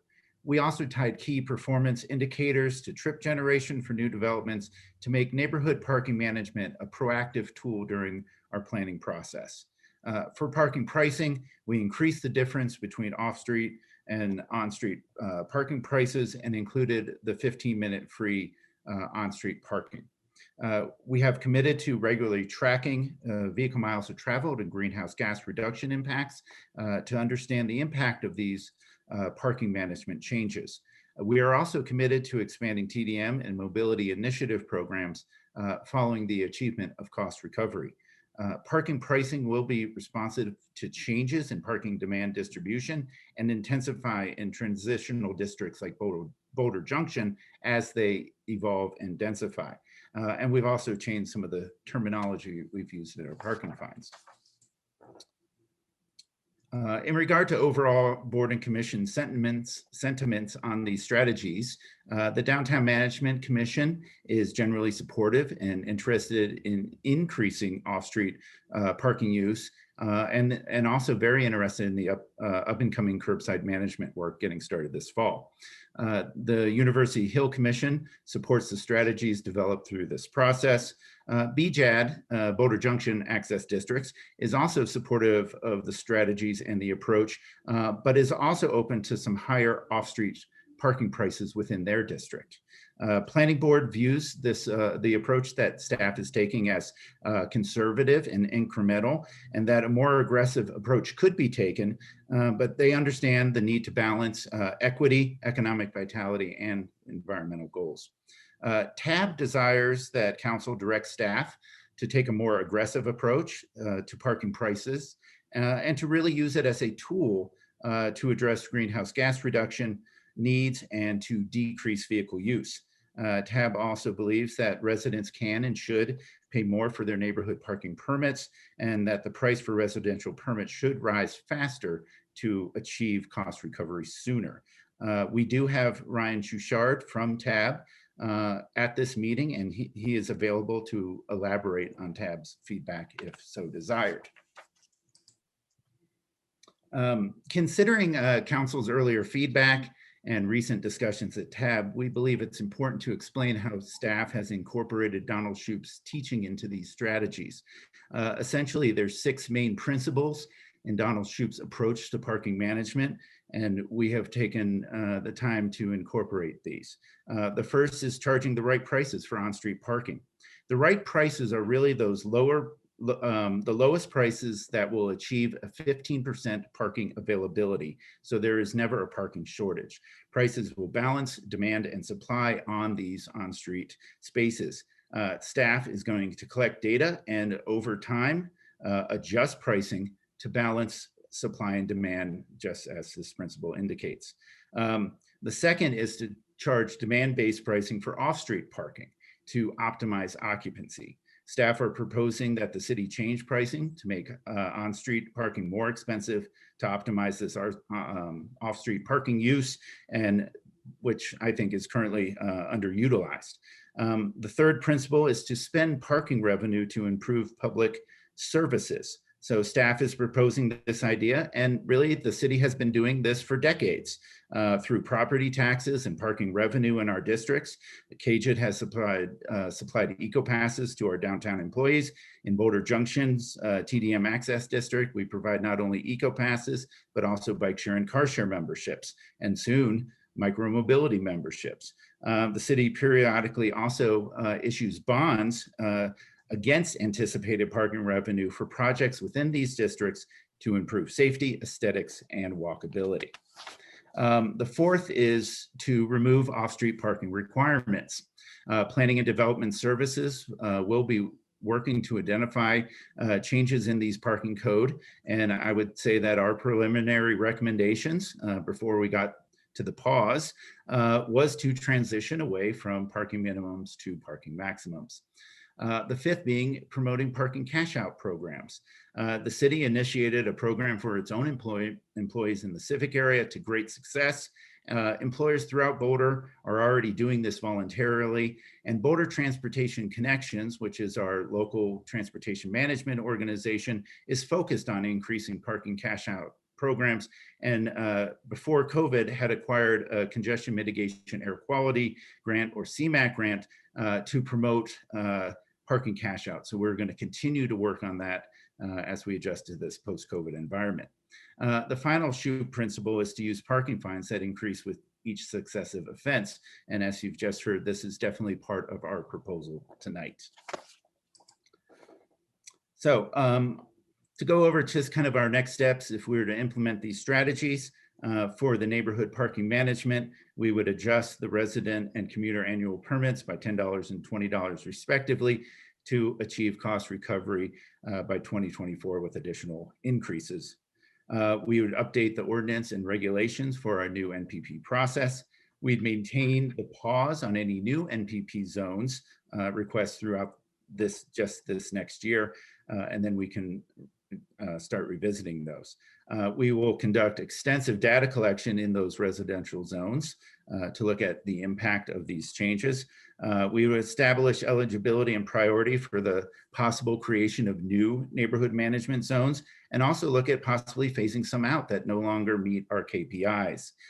We would also develop, of course, the outreach materials to communicate these changes to the public. In terms of parking pricing, we would update the ordinance and regulations with help of our city attorney's office. We'd increase the base on-street rate throughout the city by 25 cents, but maintain the current rate in our garages. We will eliminate the 4-hour graduated fee, but implement a flat max pricing after 6 hours, and also extend the evening flat rate to the weekends. And of course, we would need to develop outreach materials to communicate this to the public. And then we'll really begin that whole process of collecting data to implement this performance-based pricing based on occupancy, so that we can dial into that right price to achieve that 15% occupancy. And finally, for the parking fine strategy, if we move forward with these strategies, we will need to update the ordinance and publish the fine schedule, and then of course communicate those changes to the public. Overall, for this entire effort, additional next steps include making any changes to our action plan and the strategies based on your feedback tonight. We will continue our community engagement based on those refined strategies, and then we plan on returning to council with our finalized 2022 work plan on these AMPS efforts in the fourth quarter of this year. That leaves us with the questions that we have for council. And just to let you know, the third question, we thought after the feedback that we had received, that we wanted to hone in the third question a bit more. So we have revised that third question just to help guide the discussion tonight. So with that, we look forward to an interesting discussion. Thank you for your time. Thank you, Chris and Chris, for the presentation and information. Looks like we have a bunch of hands up, and I didn't see, I believe Aaron was first, and then followed by Bob, and then Sam. And real quick, Mary, I'm glad to stop sharing my screen because I know people like to see faces, but I just want to make sure folks have an opportunity to review the questions. And council members, the questions are on packet page 24, if you want to go to them on your packet. Great, thanks, Mary. And yeah, thanks so much, Chris and Chris, for the presentation and all your work on this. It's wonderful to see this coming forward. I feel like I started working on this when I was just a wee planning board lad many years ago. So it's great to see some steps happening here. I have a few questions, but first I just wanted to see if our TAB representative, Ryan Schuchard, wanted to offer a few comments on TAB's deliberations and their recommendations. So would it be possible to get Ryan on board to say a few words? Hi, Aaron, I think I'm here. Is that my cue? That is your cue. Hi, Ryan. Okay, great. Well, good evening, council members. So I'm Ryan Schuchard, and I represent TAB. I'm not our chair, but Tila has given me the role tonight to represent us because I've been somewhat engaged on the topic. If I could, I'll just say a few words. And first, I just do want to acknowledge Chris and Erica and Natalie, partly for all of their great work as I've gotten to know them, but also because I'm pretty new to TAB and they've been at this for years, as you mentioned. And also, I should just clarify, we as TAB, we have not voted on a resolution. So I'm not here to represent a specific position, but it's more that we've had quite a bit of dialogue over the last couple of months. So I'll just try to represent what I think we've talked about. And I'll just say that Chris is exactly right, that TAB would like to move more aggressively. And I'll just try to summarize it with one big idea. And it's that if there's one thing that's worth council's attention today on this subject, it's that if you take the various measures individually with parking, it rapidly becomes very technical, and it's kind of hard to make sense of unless you're really inclined to that kind of technical analysis and you have the time to spend with the data. But if you zoom out, what you start to see are some things that are more in the domain of values and priorities that council has expressed a lot of opinion about, and things that if you really wanted to put parking to work for, then staff would require your direction, support, and cover. So what am I talking about? Well, parking is a few things. Of course, it is a place to put cars. But beyond that, it's at least three more things. First, it's one of the city's most powerful assets for climate action. In the council session, study session, which I attended a couple of weeks ago, Boulder's climate office staff were very direct in saying that progress on climate to date has been shallow, and the city needs to act on climate with a lot greater urgency. I thought I saw council members mostly agreeing with that. And to that end, parking policy is truly one of the city's big opportunities for climate. We see that through all kinds of different studies around transportation demand management, and including from the work of Donald Shoup, who's been mentioned. And this is because parking economics is a major determinant, maybe one of the key determinants of local driving, which is, of course, one of the biggest chunks of GHG. Parking policy is also one of the city's rare big levers in which it itself directly controls and can literally overnight change and fine tune.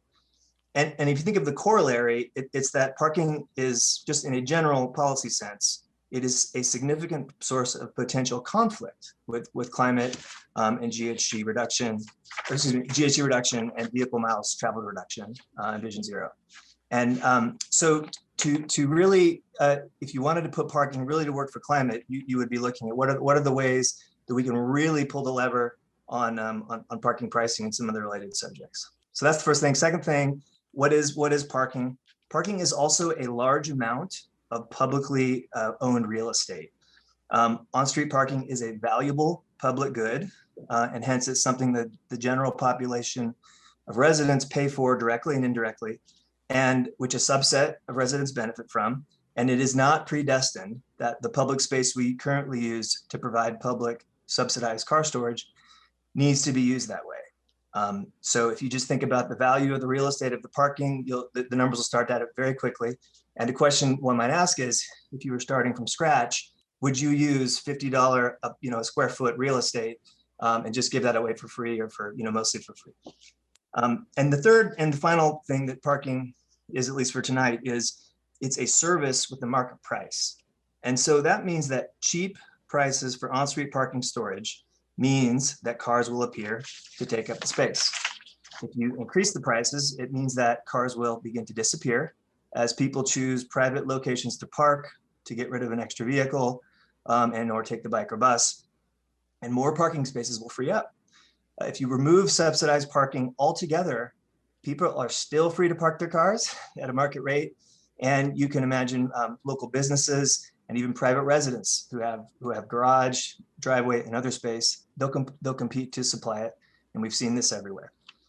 So just to tie it up, if you take a hard look at climate or equity, and you say we really care about making serious changes, you should expect it to look a lot like moving away from the status quo, not just incrementally, but really saying how we are going to do, showing how we're going to do things fundamentally differently. And so this is a question I would offer, maybe less for staff and more for council to consider. It's a question of relative priorities, and it has political dimensions. And it's not the thing you can obviously expect a professional staff to push on unless they have real direction from the elected leaders to say to go outside. It's okay to go outside the normal lines. And the final thing I'll just offer on this that I think represents our view from TAB is that I thought the council study session on climate a couple weeks ago was fantastic. And one of the implications is we need to do more and do more faster. But I'd just like to offer that one of the key things that led to was the idea of doing modeling in a study. And what a study is going to give you is this exact type of a decision on your desk. So if you really want to move on climate, here you have today. No need for deep modeling. You've got an opportunity. So from that, I'll step down and just wanted to offer that from TAB, we think the staff is great, or at least I think the staff is great. I'll speak for myself, and just want to make sure that the council knows what they have here. Thank you so much. Thanks very much for that, Ryan. I apologize for pronouncing your last name wrong before. So unless anybody has questions for Ryan, I can proceed with my questions. I have questions for Ryan. Okay, go for it. Sorry, Mary, I'll go back over to Mary. Mary, is it okay if I ask Ryan a question? Yeah, it's okay. Aaron actually had the floor for questions, but if Aaron is ceding his questions to others, that's fine. As long as I get it back after we're done with Ryan. Okay. I just had a question for Ryan. I'll wait my turn. That's okay. Go ahead. No. Please ask Ryan your question. I just want to ask the staff questions after you're done. Sure, so do I. So Ryan, thanks for all of that exhortation to do more. And as a person who's studied this a lot, could you tell us, like, just to put a fine point on it, what would you do as far as the 3 recommendations we're looking at tonight? So we've got neighborhood parking management. We're looking at setting prices for 3 different categories. We've got fines, and we've got kind of downtown paid parking. So you've exhorted us. Could we get a dollar figure for what you would do for those? Or would you like us to, you mentioned also that we could do a study and the study would tell us that we need to do more. I'm just curious if you have any detail behind that, or if it's just a general lean in kind of comment. Mary, thank you for that. I'll give you my take. I hesitate to make this, be something Tab would necessarily say, but I'll give you a few ideas. One, $1,000. I think that sounds reasonable. For a day or an hour or a year. I'm sorry, I should specify.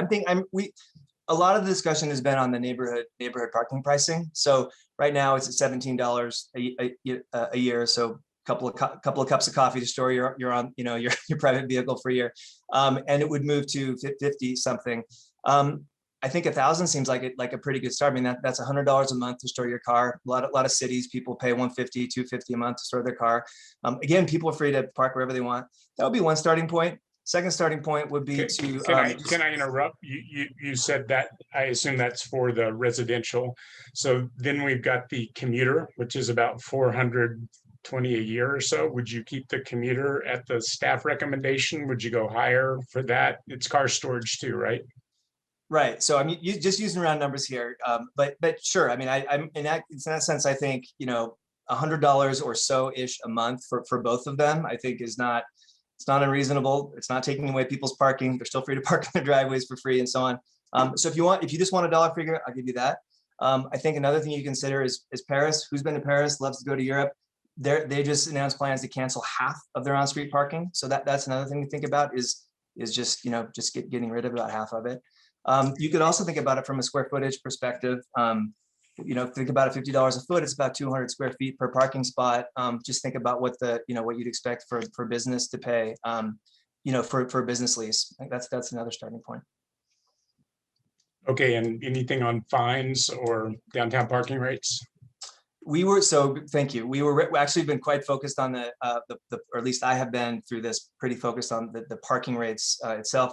I do think one point on fines is to take, I think there's a national kind of awakening to the challenges that happen when you have cars parked in bike lanes and keeping, forcing vulnerable road users to swerve out of the way of trucks and cars and SUVs.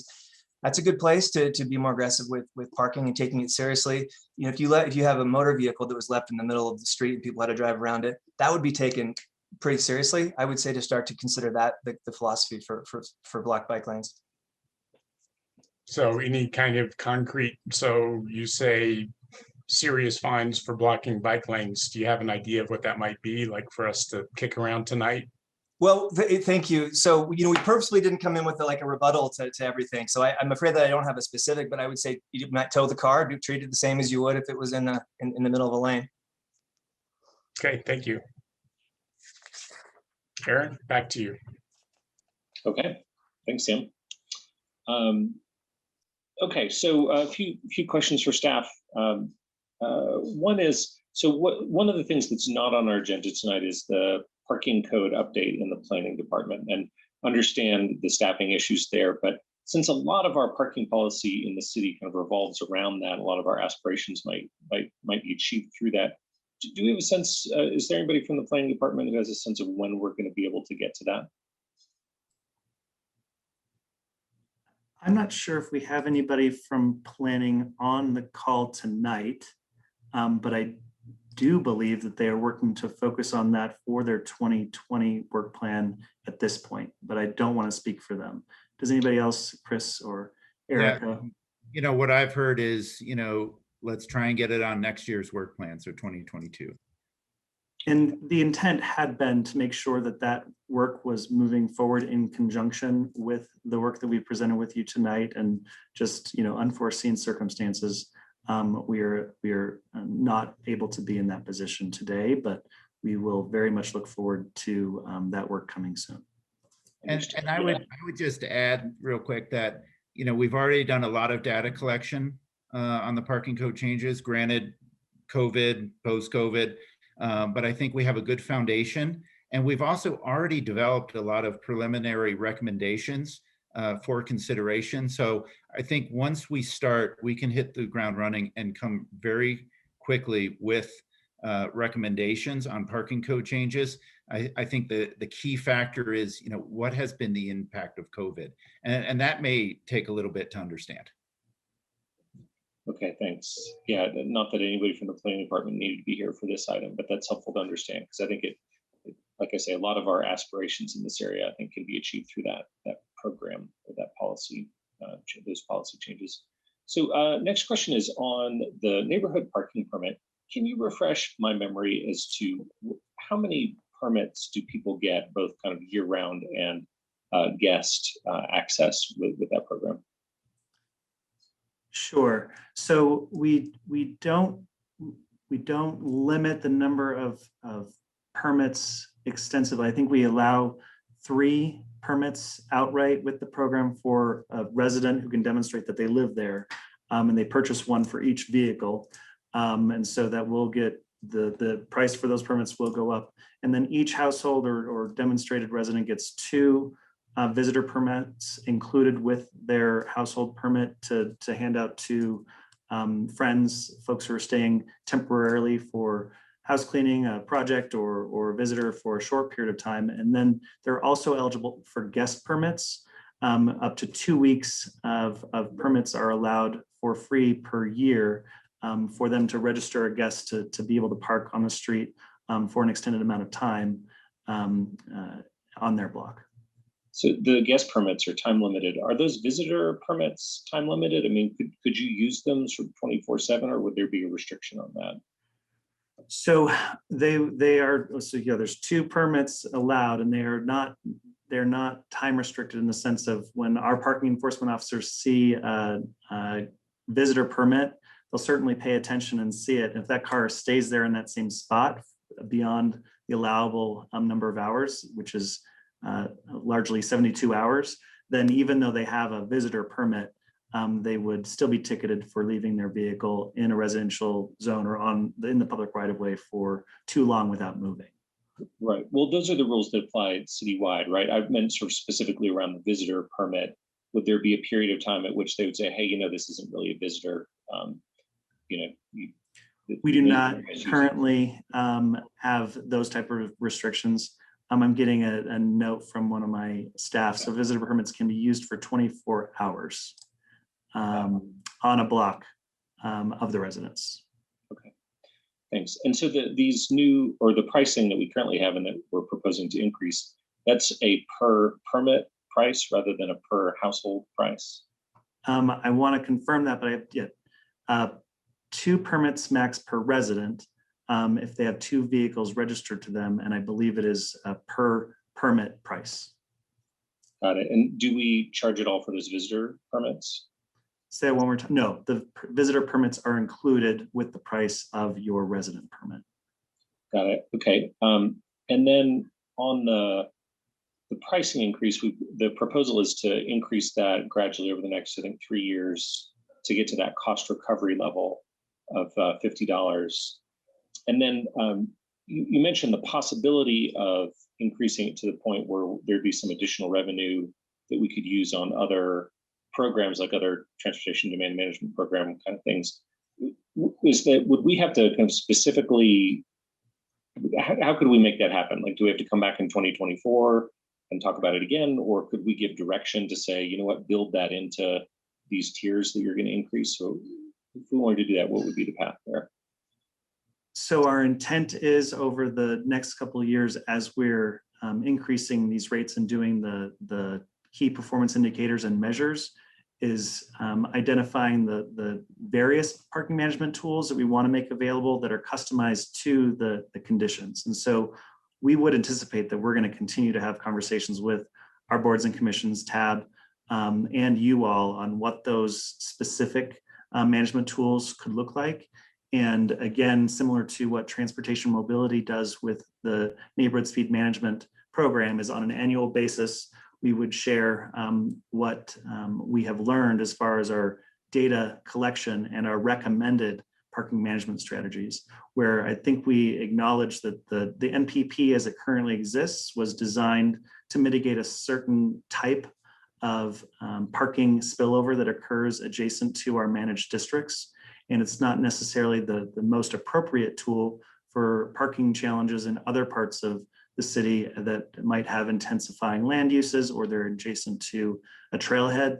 So what we really want to do is model our approach after what was done with CAMP, where we identify a specific set of strategies that might work better for that area of town, as opposed to just identifying the current NPP approach of these residential permits plus visitor and guest permits made available because you have a parking problem. Because what we've learned from a number of our focus groups with NPPs is folks have entered into the program, they permitted to be a part of it, and discovered that it did not actually solve or make a significant change to their unique challenges.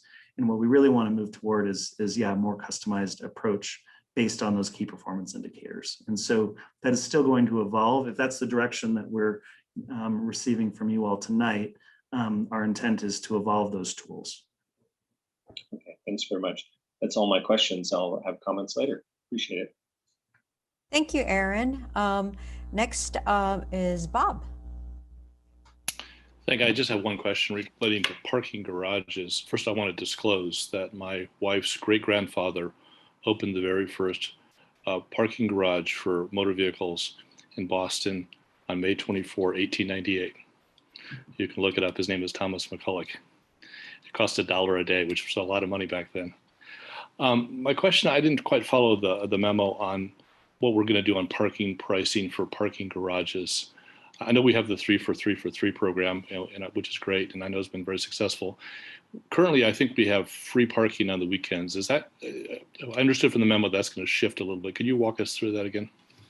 Yes, so the changes in parking garages will be, first, we're going to keep the $1.25 rate for now because we want parking in garages to be cheaper than on street.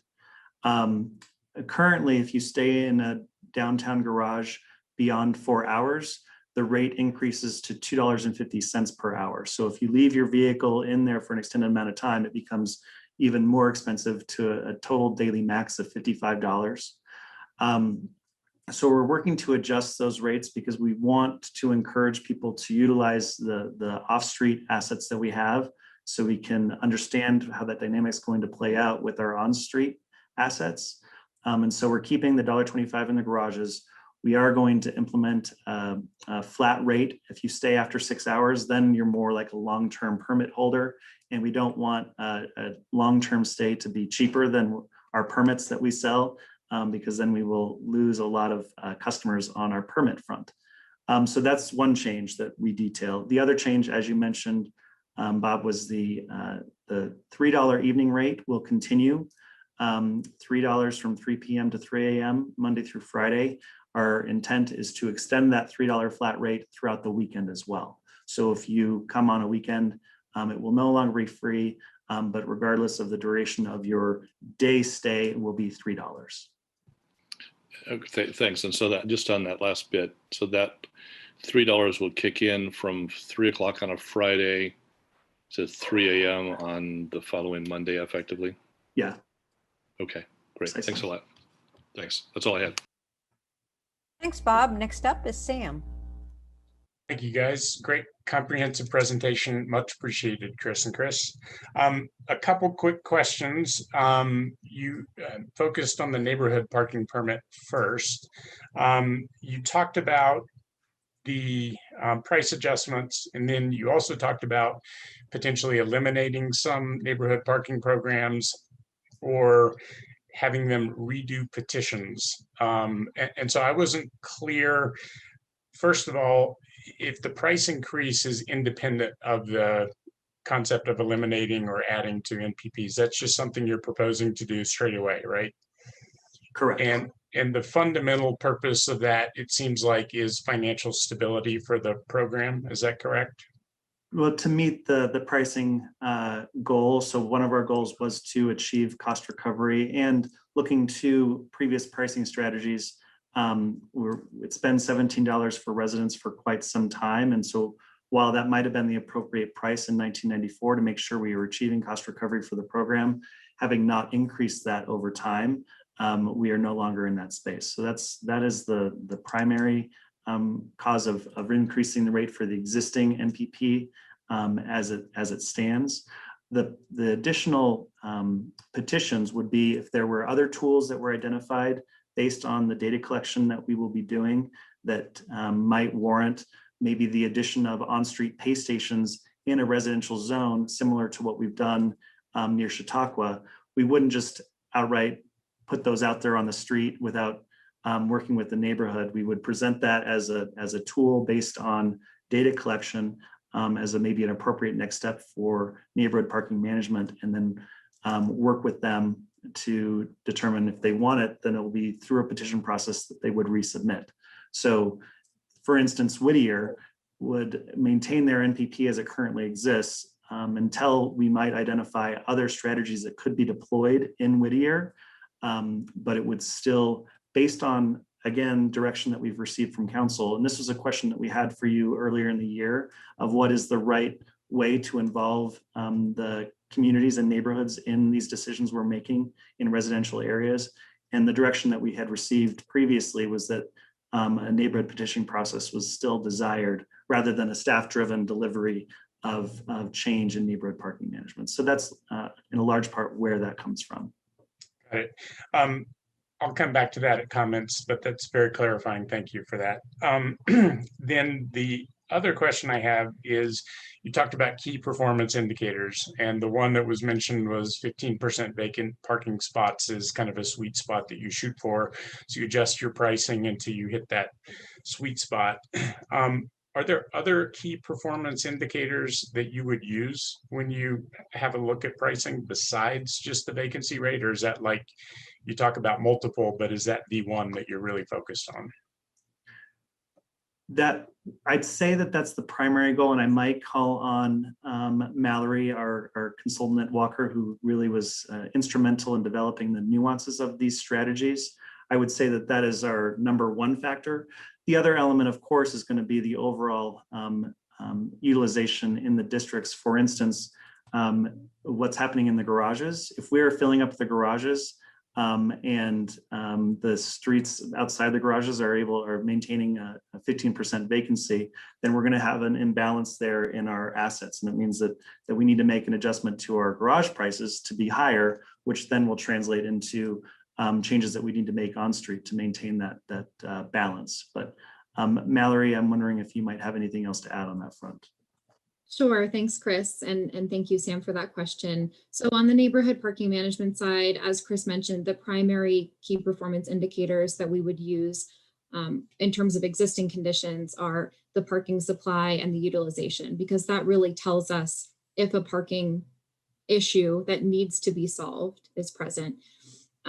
Another indicator that we would use on a more proactive level is trip generation that's generated by new development. So that's an area where the planning department and this effort are really working in tandem and working in coordination. So one thing that we heard in our project process and through our board and commission effort is that the planning department frequently hears about parking and the need to solve parking problems that are sort of preemptive when new development is on the horizon, but they really don't have a recourse for that. So in this case, a key performance indicator would be a trip generation cap for new development and the subsequent condition that that new development is not providing its own parking or sufficient parking per the code. So that means that it would trigger a review and potential for a neighborhood parking permit program to be looked at in that neighborhood, given that that new development might cause or is likely to cause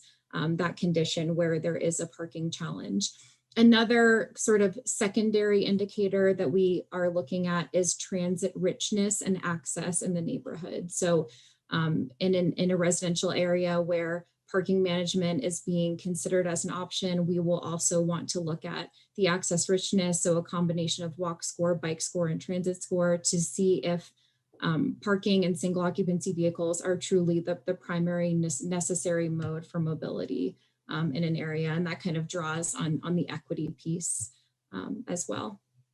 Thanks, So Chris. how would you use that latter one, which sounds pretty interesting? So if you've got an area like Whittier, which has got lots of transit nearby, bikeable, walkable, would you have a higher price for an NPP in that area? Would you have a higher on-street parking price? Like, how would you use transit walkability to interface with your management of your parking system?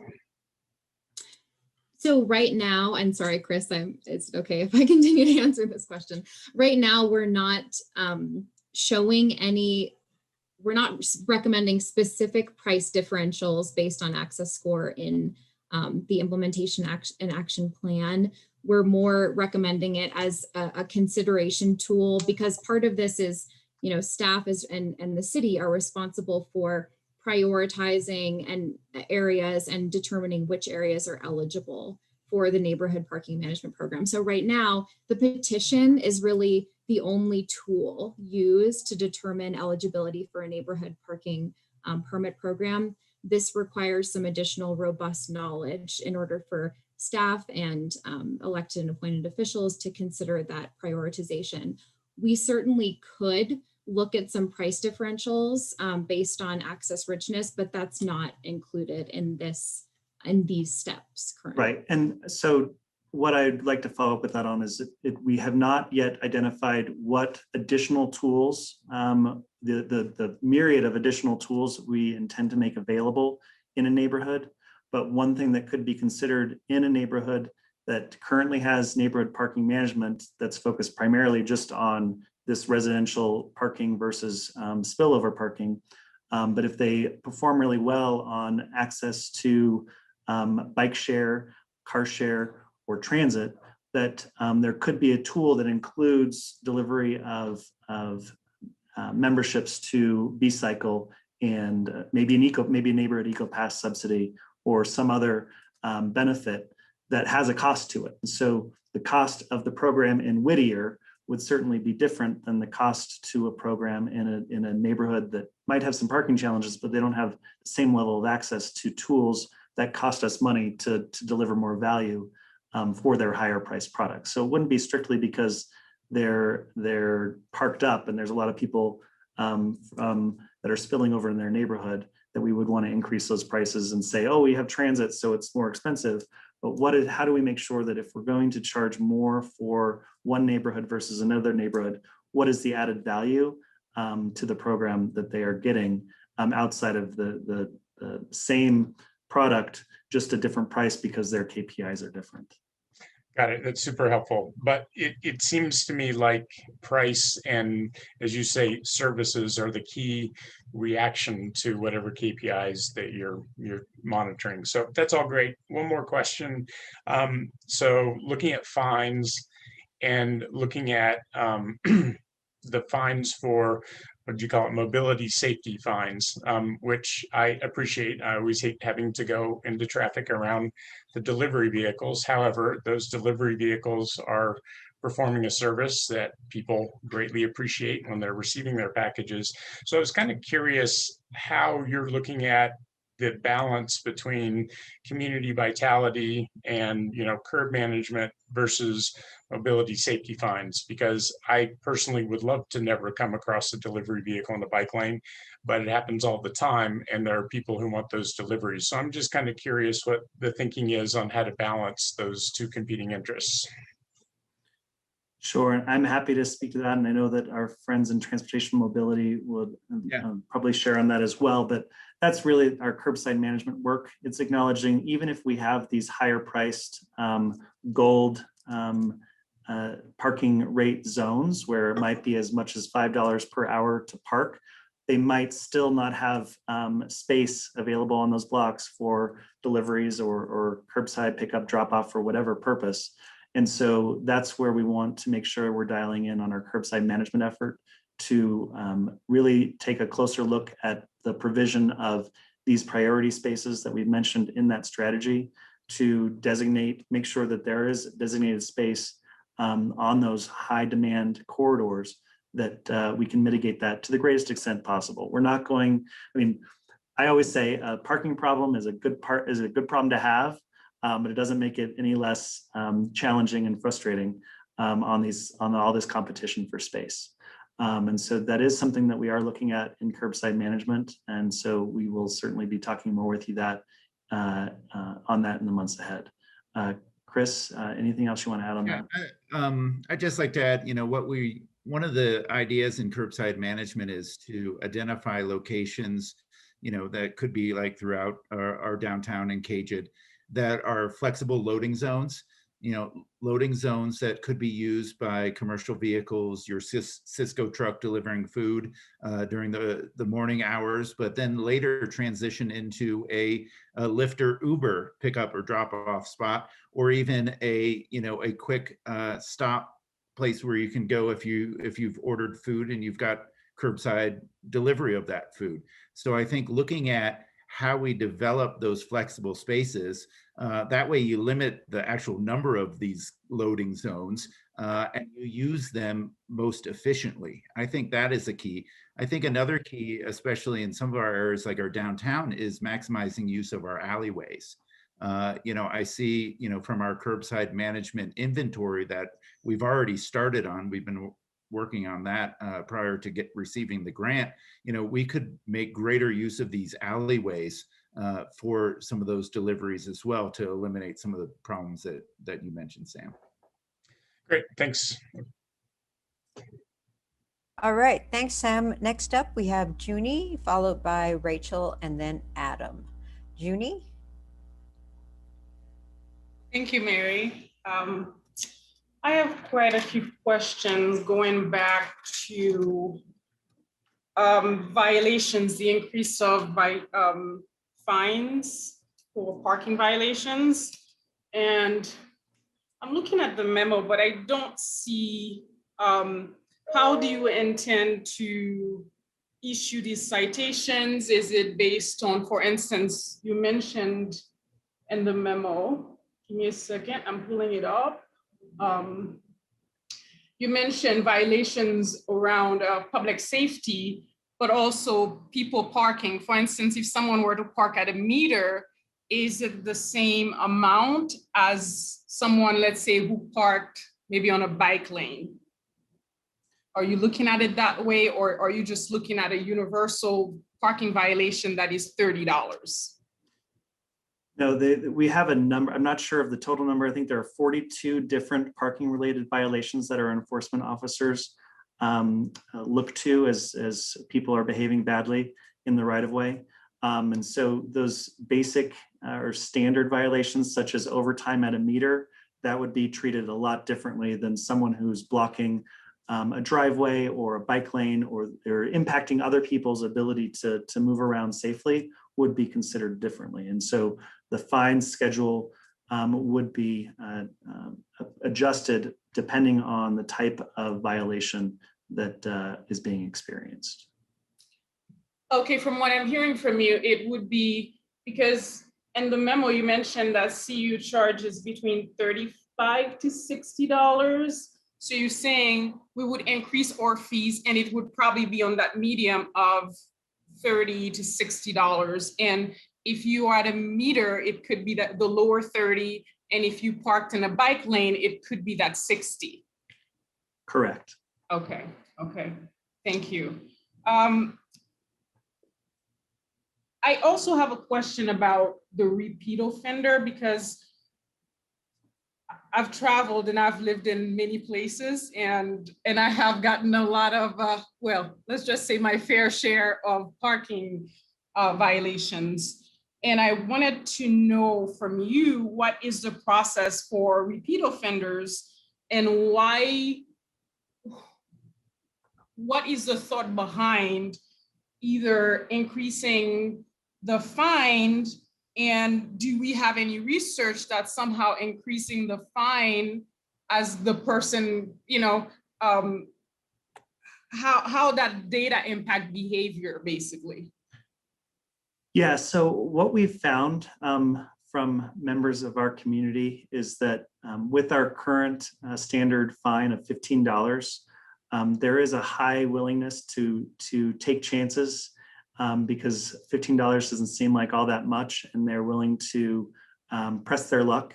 And every now and then they're going to get caught, and they're going to pay their $15, and they're going to keep doing it over and over again.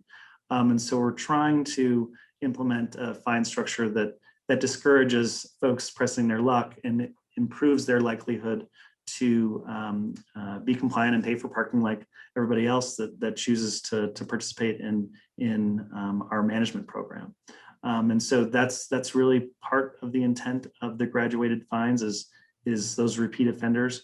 We have usual suspects, and that's what we hear from them over and over again. And then we have folks that they get that one ticket and they change their behavior, and that we don't have that repeat issue. That's also what we've heard from our partners at the university. Their approach is your first violation is always a warning. If it's the first time that their enforcement officers have approached you, automatic warning. If they see you do it again, then you get a ticket, as opposed to the first time you do it, you're automatically in trouble and you're automatically paying a fine. And so that's another thing that we're intending to do is we all make mistakes. But if there are folks that are feeling more willing to just do it over and over again and take their chances, we don't want to send the message that that's okay. It's going to be the same price over and over again.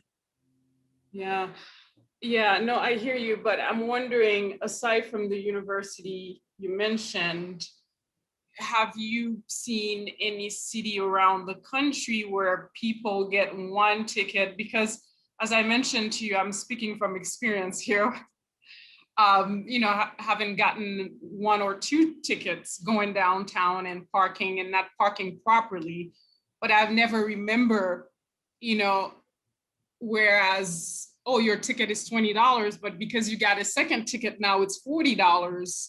I've never seen that before, or I've never heard of it before. So I'm wondering if you have best practices around somewhere. Yeah, maybe Mallory, you can speak to the communities that employ the graduated fines, which is a strategy that is used in a number of places. Yeah, and one of Donald Troup's principles. Yeah, first I'll say that this is a pretty standard parking management principle, just because for the reasons that Chris is saying, and really based on the data in Boulder, about 25% of your violators are these repeat offenders. And while 75% are just first-time violators and then they change their behavior, 25% is a big chunk. So they're really having a detriment on the parking system. And what happens is, and I'll answer your actual question, Junie, in a moment. I'm sorry to delay it further, but what happens is it erodes the ability of your existing parking supply to meet demand. So instead of serving many people in the day, one space is serving maybe only one person because they're violating the meter, they're not paying. And of course, the enforcement officers are incapable of towing vehicles, multiple times per day. Of course, the enforcement officers don't want to do that. So that's, why these graduated rates are helpful. The equity concern is there, but really what we want to do is get these specific 25% of people to change their behaviors while giving people appropriate parking options so they can follow the rules. And that's really what we want people to do. We don't want to make this a revenue grab. We want people to follow the rules. And that's the goal here. Seattle and Portland both have graduated parking violation fines. I might call on my colleague, Chrissy Jones, to see if she knows of any of our municipalities in Colorado that have graduated fines. I think Greeley does, but I'm not 100% sure on that. I believe Greeley did implement, I want to say 2 years ago, with the graduated fines, and then Claremont, California also employs graduated parking fines. So there are a number of communities that have them, and there are others. I'd be happy to provide council with a broader list as well. I just am not sure of any more off the top of my head. Thank you for this. My last question is, and I think it's probably I'm having a hard time understanding the commuter fees or of $400 per year. I'm trying to understand, is that something new we're trying to implement? Because of the way it is written in the memo, it seems like it's either something that's been around, it's something new, so I can't quite figure it out. Yeah, so traditionally we know that we have on-street capacity in the residential areas surrounding our downtown University Hill CU managed districts. And so we do sell commuter permits, we have for some time, for folks who would rather pay the $400 a year to park on street in a neighborhood while they're at work versus the $1,800+ a year for a permit in one of our downtown garages, because that's their alternative. So it's an affordable alternative that has helped us to achieve cost recovery in the NPP zones that are surrounding our managed districts. We don't have a lot of commuter permits sold in our NPP zones that are farther away from these managed employment centers. Yeah, no, thank you for this. I think this is great. And I know we're saving comments for later. I noticed the part when you talked about community connectors and the memo. I really appreciate that, again, because it takes into account community members and diverse communities and people we probably wouldn't hear from. But as you were talking about the parking, and I'm sure that's probably something that you are already doing, because again, you are the expert here and you're probably sleeping thinking about all this, but just for my understanding,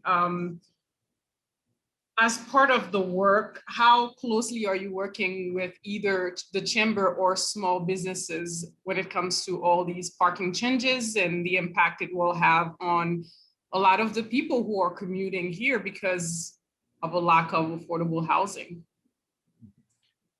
Thank you for that question. We do have representatives from the Boulder Chamber on our Access Allies team, so they've been participating with us throughout the process. We also have a very close relationship with the Downtown Boulder Partnership, and I'll be going to their public policy meeting here in a couple of weeks just to present to them where we're at with these strategies and with feedback from council to make sure that we're bringing that community, the business community, along with this work for sure. Thank you, Mary. Thank you very much, Chris and the team. Thank you. Thank you, Junie. Next up, Rachel.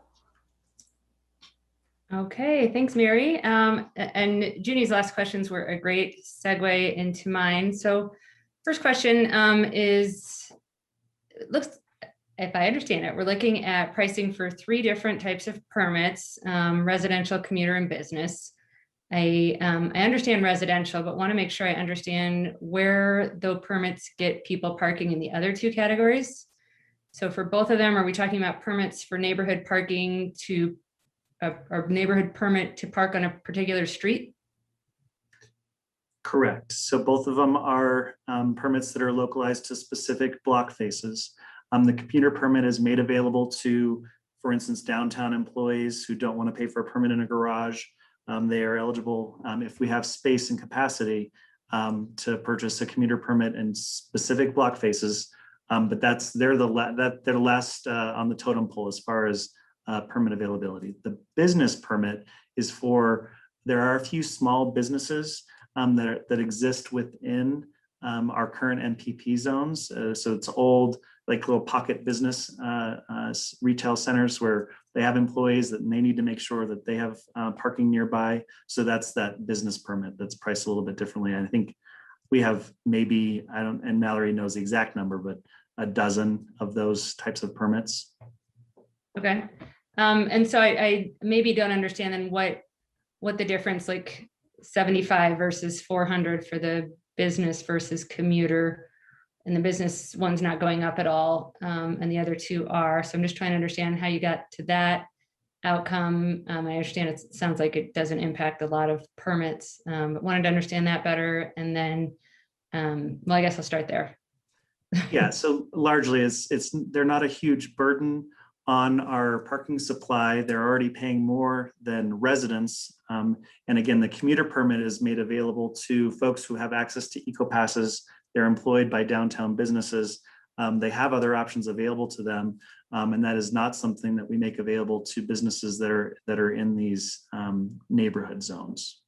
And so given that they're already paying more than residents, and that increasing the rate would be inconsequential to our ability to get to cost recovery. It's not being proposed that we increase.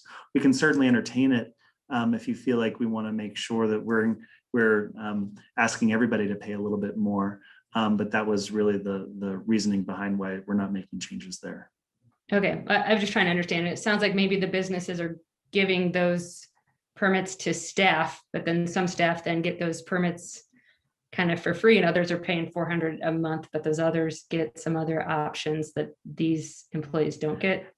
Right. Well, these are employees that are in a business. I'm trying to think of a really good example of a small business that's in a neighborhood zone, maybe in near Goss Grove, where it's I don't know if Backcountry Pizza is a good example, but it's a business that's in a neighborhood zone.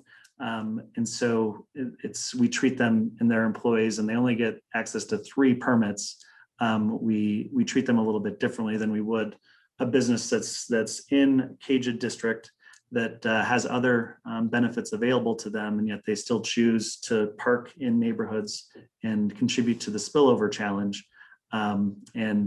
Where these businesses, their employees aren't necessarily part of a spillover challenge, they're part of general just use of on-street spaces near their place of business. Okay, that helps. Thank you.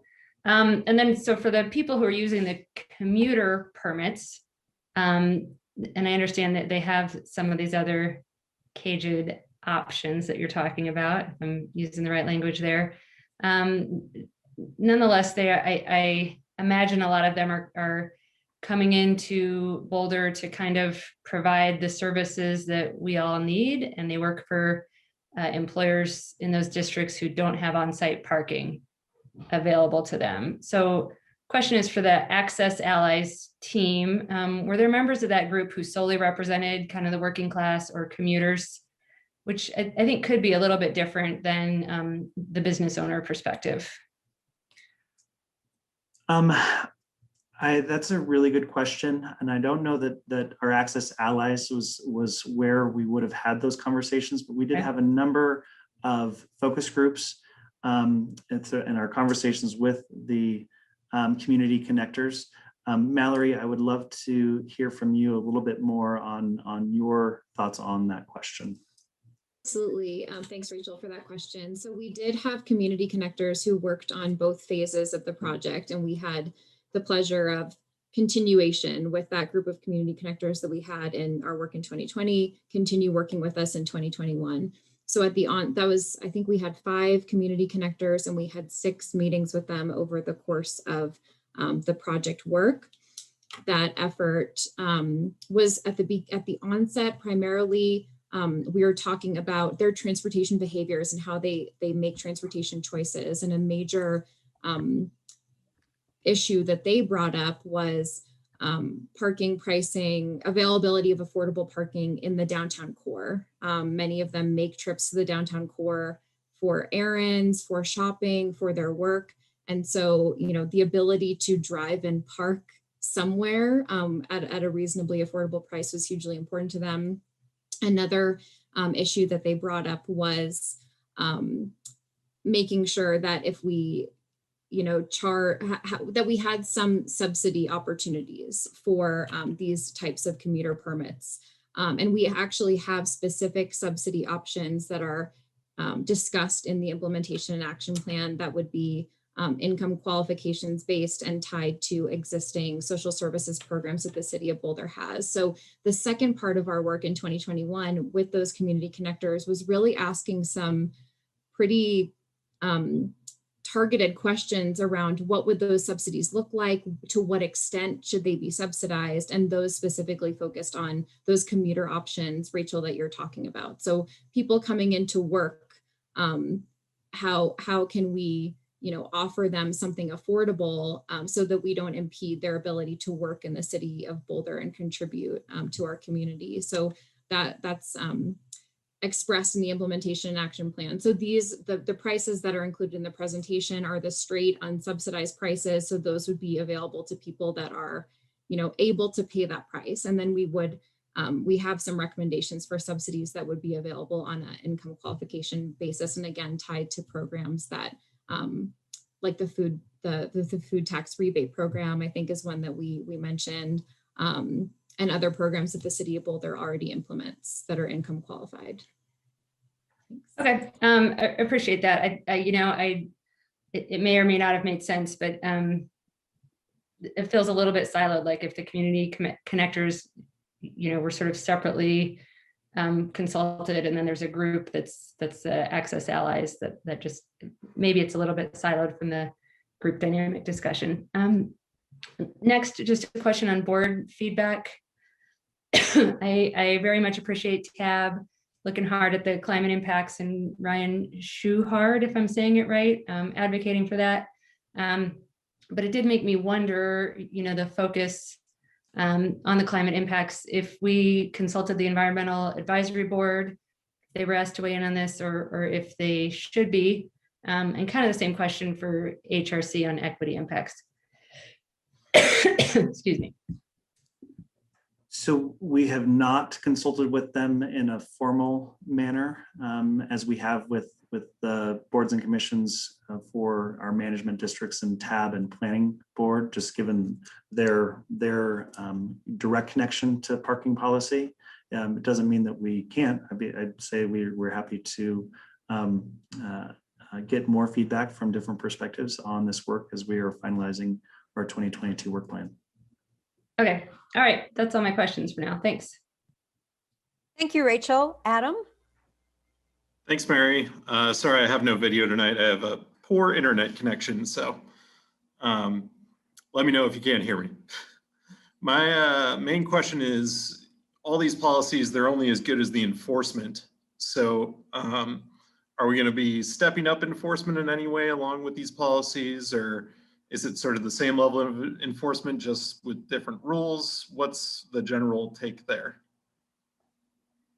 That's a really good question, and that's part of why we've been really careful about how much we're proposing we want to implement in 2022. We're not communicating that we want to start installing new pay stations in all commercial districts across the city, because that would generate some significant resource needs for an expanded enforcement. So our enforcement team is ready and prepared to address the changes in the the types of violations and fines and looking out for those things. Mallory has done a great job of meeting regularly with all the different work groups that have various responsibilities in implementing all these changes. And so they are certainly prepared. One of the big changes that we've implemented in our enforcement team recently is expansion of license plate recognition capability, which is going to be leading to significant efficiencies in our ability to not require someone to park a vehicle and walk and look at receipts in people's windshields, or enter a license plate into their handheld devices to determine whether or not they have a valid parking session. So we have been implementing a number of efficiencies in that operation, and we'll be able to take advantage of that to not just do better enforcement in our managed districts, but do much better data collection in support of the development of these KPIs, where previously, in order to do a great data collection analysis for the implementation of neighborhood parking management, we need to have people walk through that neighborhood and count cars in the middle of the night, various hours of the day, to get a broad perspective of what's going on street. And it required a lot of time and energy. And now it'll be very easy for us to utilize our license plate recognition. It'll still require us to collect data in the middle of the night, but we can do it much more effectively and efficiently. So that's been part of the conversation, and Mallory's done a great job of making sure that everything that we are proposing is going to be able to be implemented by our existing teams with minimal expansion of resources. That's great to know. Along those lines, so I know this is going to be a tough question to answer, but I know there's some point where there are diminishing returns for the amount of people that you staff to, have fines, and along those lines, do you think you've sort of met that point? Do you know where that spot is? Or would additional staff actually generate the additional revenue in some ways? At this point, we are appropriately staffed for the amount of coverage required for parking management in both neighborhoods and our managed districts. I would say that the challenge would be if we expand regular coverage. For instance, if we had a parking district in Gun Barrel and the included neighborhoods surrounding the Gun Barrel town center, then that would likely require additional staff and additional fleet. And that's where our challenge will be is right now our workspace that we house our enforcement officers out of, where they have lockers and showers and those types of things. The more we expand the coverage and the amount of area that they need to be enforcing and the number of staff we would require to do that effectively, then we would certainly find ourselves running up against existing workspace and fleet limitations. So not that we couldn't step up and meet those demands, it would just get more expensive, and we'd have to certainly keep track of that level of effectiveness versus the return. Understood, but currently you think you're sort of near maximum effectiveness based on those diminishing return ideas? I don't know that we included that level of analysis in this specific work. I feel really good about my team's capabilities and where they're at right now. And I don't know that, Mallory, in your discussions with our proposed steps forward, that there were any concerns raised by our enforcement team on that front. But in short, yes, I feel good about where we're at in our capacity to take on a little bit more on the enforcement side. But it's certainly something that we will continue to track. And in the event that we identify that we need to expand our enforcement staff, acknowledging that they do bring in more money for the organization in the general fund than it costs to pay them, that's certainly something that we would want to follow very closely. Yeah, Go ahead, Mallory. Yeah. Oh, sorry. I can add just a little bit more color, I suppose. I think so Chris mentioned the meetings that we had with staff teams. We had 2 sets of pretty intensive meetings with individual staff teams, noting that AMPS is a hugely interdepartmental effort that requires a lot of staff liaising and manpower or person power. I'm sorry. So when we first talked about these recommendations, we had individual meetings with the enforcement and muni courts team, both of whom said this is doable. And then when we were developing the implementation and action plan, we again met with enforcement and muni courts, in addition to many other staff teams, to make sure that this was implementable. They're confident about their staffing capabilities and also confident about the software and technology capabilities. That was a huge consideration, given that we're adding a bit more nuance and complexity to how we're issuing fines. So the city's current software package is capable of doing this work without any upgrades. So that was very, very important to us. We looked at staffing in the next couple years, the immediate term, 2022, and near term and mid to long term, and we're not projecting any big overhauls or staff adds to get this work done. As Chris mentioned, this does require some additional proactive study of whether parking management needs to be extended to other parts of the city. So of course, that might necessitate some more enforcement officials, but for now, we're feeling quite confident about the staff levels that we have to get these implementation and action steps done in the next year and then in the next several years. Great, thank you both. Thanks, Mary. Thank you, Adam. Junie, looks like your hand is up again. Yeah, I just have a few questions, and I think part of it as well is me thinking on the type of feedback I want to give you when we get to that point. And I see that in the memo, it says that parking revenues generated are sufficient to pay for current expenses associated with the parking program and other transportation demand management access initiatives led by the city.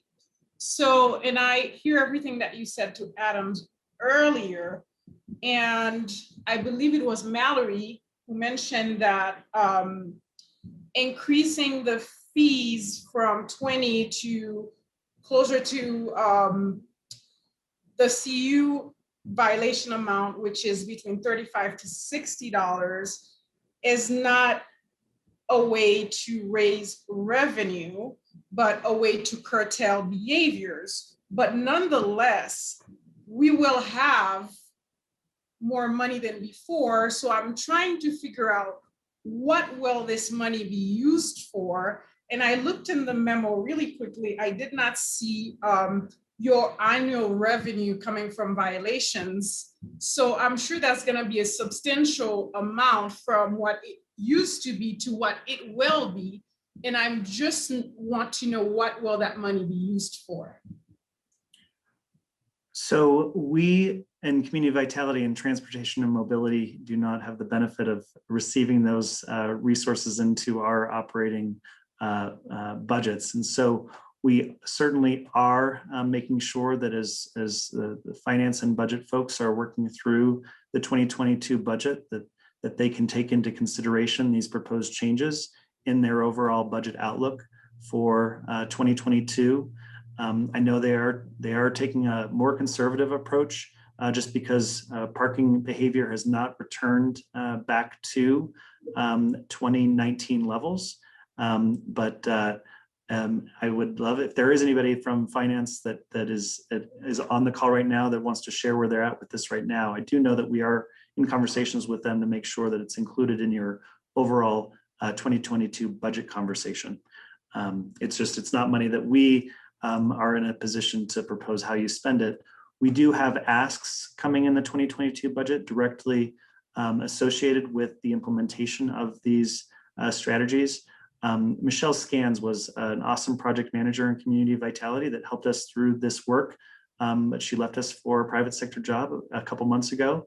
And so we certainly know that we need some help in Community Vitality to help make these things happen. But the general fund allocation will be determined and considered among the broader needs of the community. Thank you. Is that all, Junie? Anything else? Thank you, Mary, and thank you, Chris. All right. Any other questions for staff? Seeing none, I have a couple.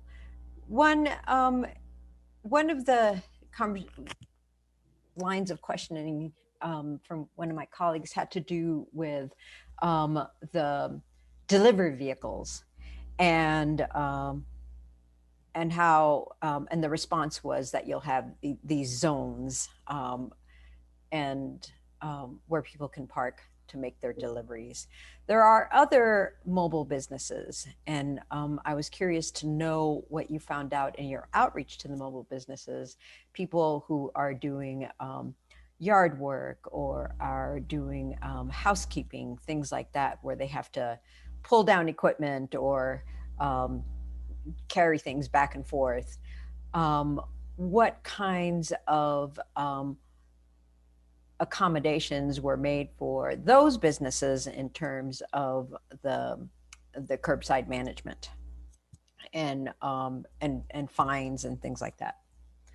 So thank you very much, Mary, for that question. We did hear you loud and clear at our previous study session earlier this year on the need to reach out to those businesses specifically. And the project team did have some focus group or a survey that was sent out specifically to those types of businesses, neighborhood-based mobile businesses. Mallory, I would love to hear from you if you want to provide a high-level overview of that conversation. And then we also are proposing a new mobile-based business parking permit product in this work. And so I'd love to hear maybe Mallory, if you want to share more about that detail. Yes, thank you. So we did a number of outreach specifically to mobile businesses as well as NPP holders who employ mobile business owners via survey or questionnaire, I guess is the technical term. And then we did a number, we did three, I believe, NPP focus groups with NPP permit holders.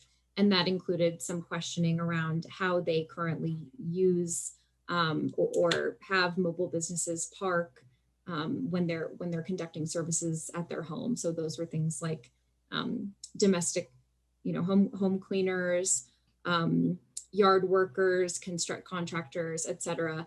And what we learned was, to some extent, the existing visitor permit system is working for that purpose, but there really needs to be more differentiation between these mobile businesses that are frequenting these zones and doing work in these zones on a regular basis, so that they can have their own permit rather than always having to ask the person that they're working for the permit, that extra layer of communication and coordination. And sometimes, the contractor is coming to do work and the resident isn't there to assist them or help them. So that person ends up getting penalized for doing their work. So that's why one of the reasons why we wanted to have this separate product for them that would be priced identically to the existing business permit, and would have, similarly equal impacts on our cost recovery goals. And then the other consideration is we want to be able to track those permit types separately, because there's also been some issues with planning and permitting and building, granting permits to contractors who then have parking permits to work in the zones and kind of over permitting in those areas. So what happens is everyone on one street is getting their kitchen redone, let's say. And so you have, 4 or 5 contractors doing work in that area, and the customer service team doesn't have the ability to track those separately because they're using visitor permits or guest permits or permits that are already in the system. So that's, those are the issues that we heard and that we wanted to work to solve with this separate mobile business permit that would be priced similarly to the business permit and tracked separately, so those businesses would have their own opportunity to park in the neighborhoods. Thank you for that. I appreciate that work. And then Ryan Schuchard from TAB, who was advocating for $1,000 NPP permits and to take a bolder move. I'm wondering, he also mentioned the climate study session that we had a couple of weeks ago.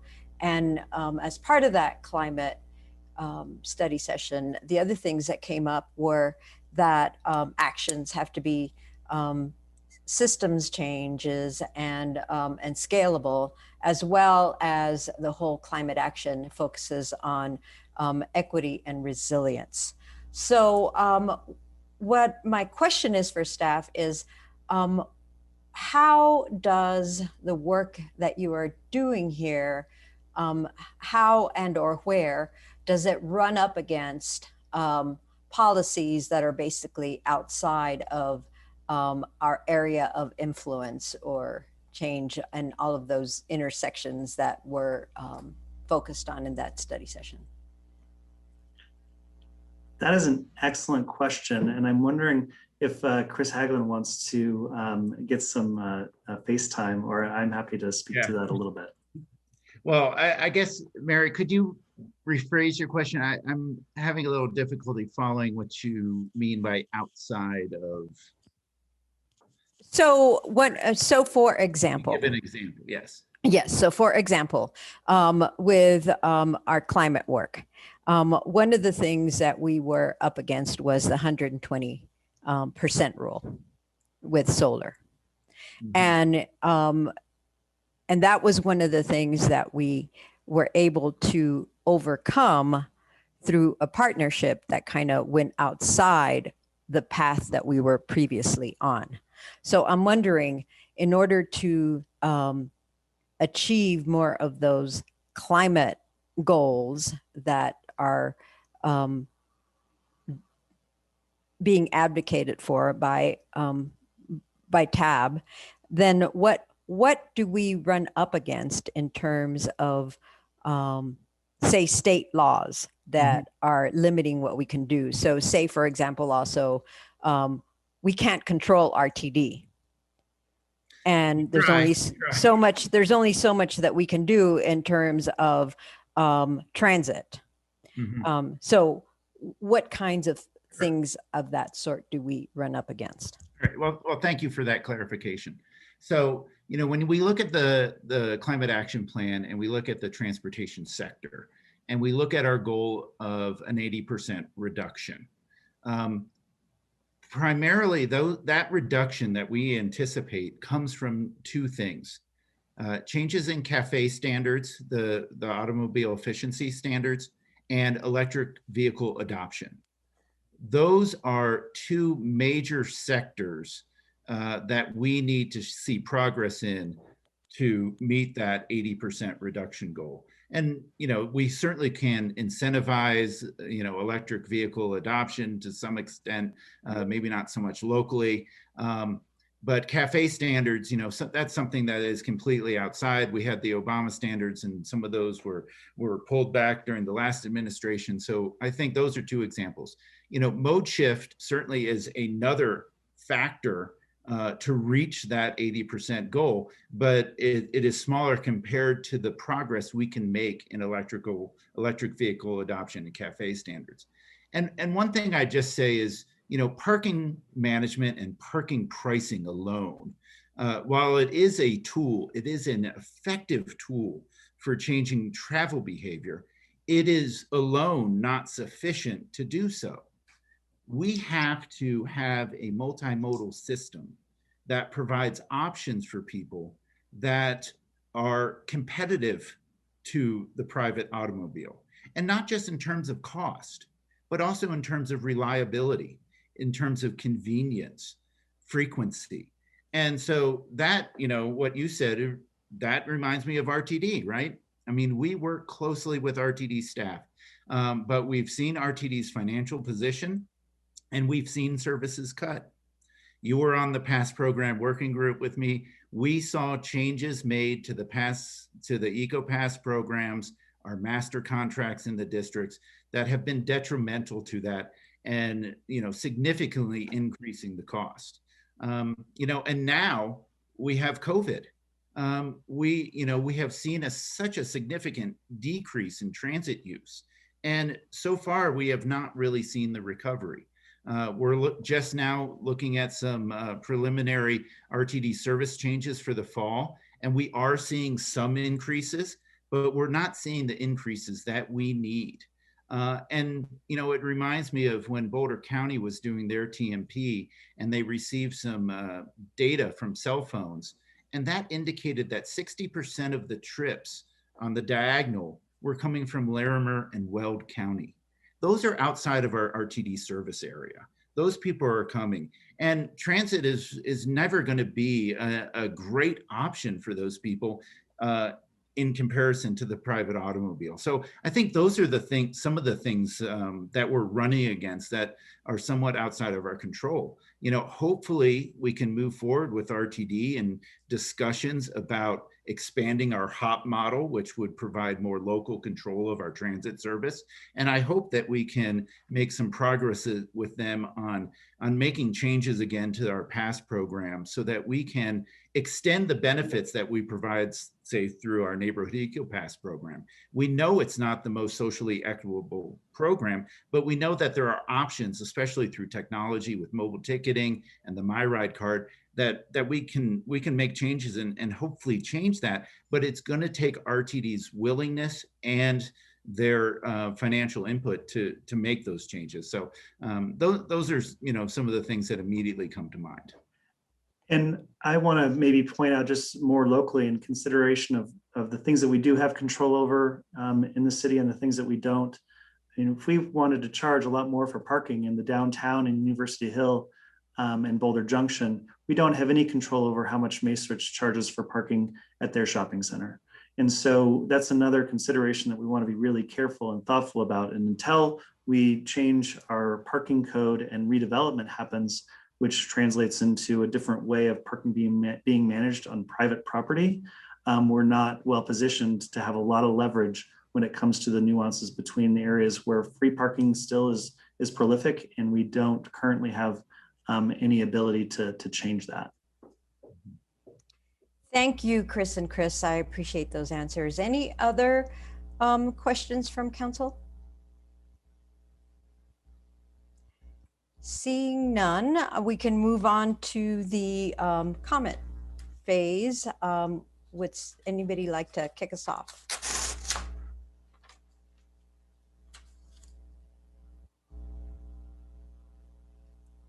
Seeing no hands?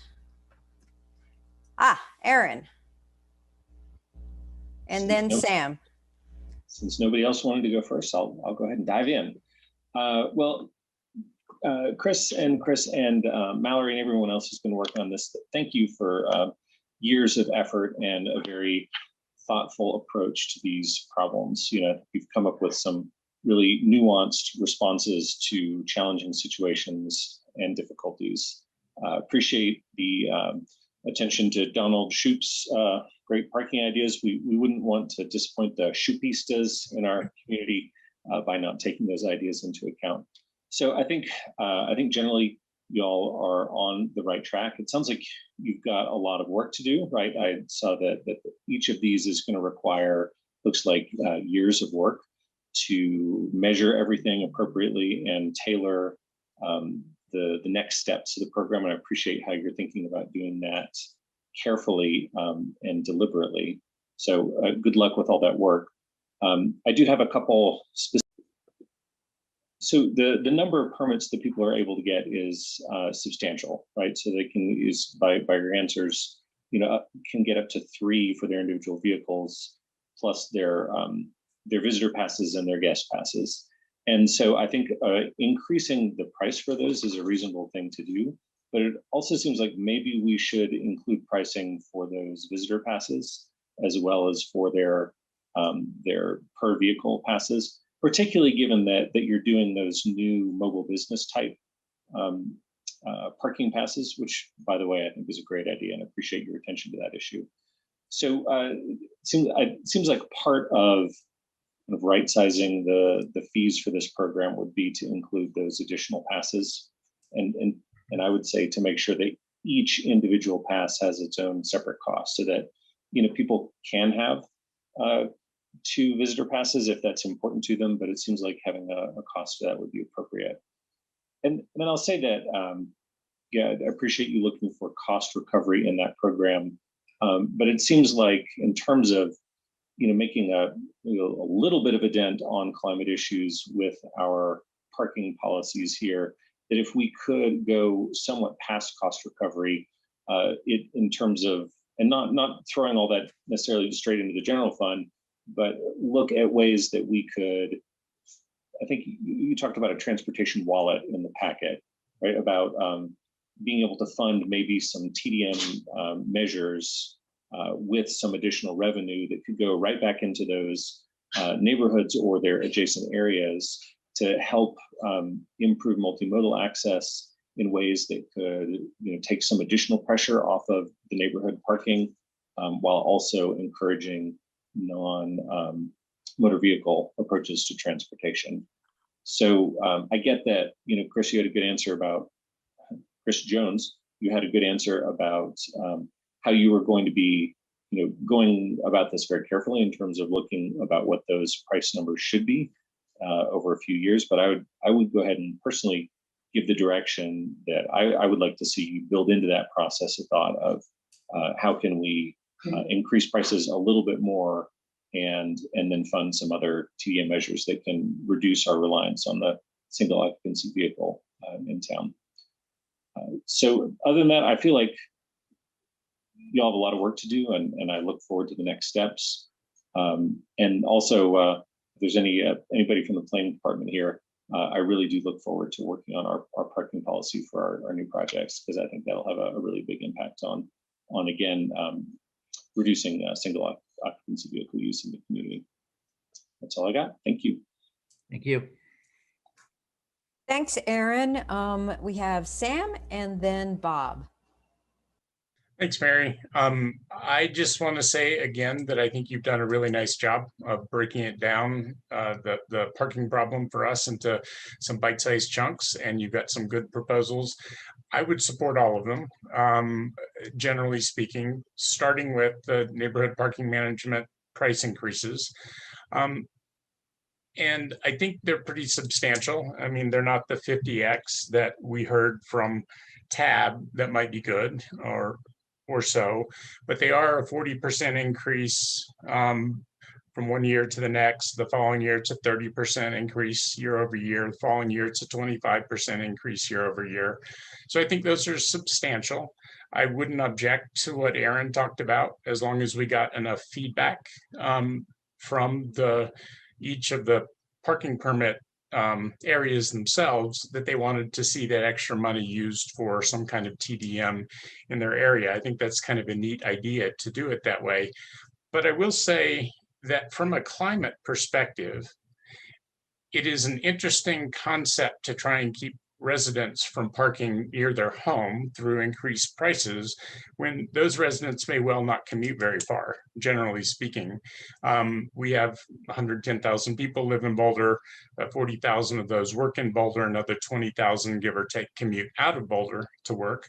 But by and large, it would appear to me that a lot of the folks who are part of the NPP programs don't necessarily commute with those cars a lot or very long distances. So one thing I'd ask, if we're going to have the neighborhood parking strategy be part of our climate response, is that we quantify that somehow. Like if you're increasing the price of the commuter parking passes by double, you probably would see a response in the number of commuters who bought those passes, right?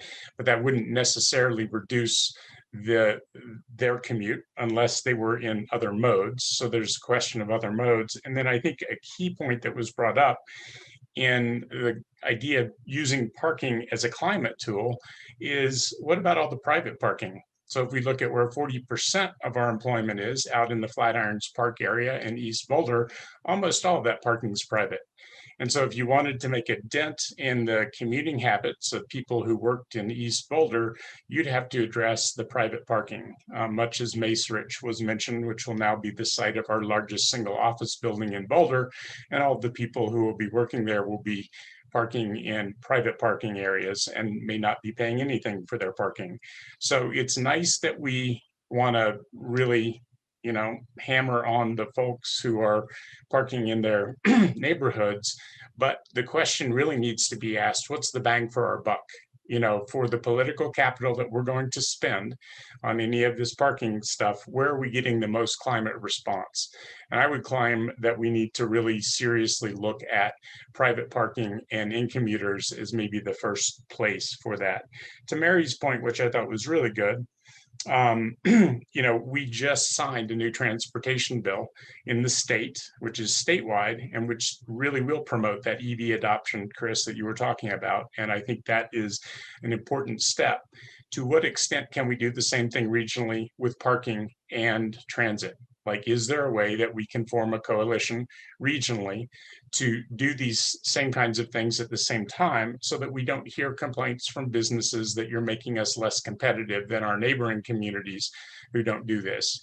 So it's a super complex problem, because you can address the travel habits with parking pricing and maybe not really impact the carbon emissions piece very much, unless you think carefully about how you're directing your price increases. So I would just say that as a general comment.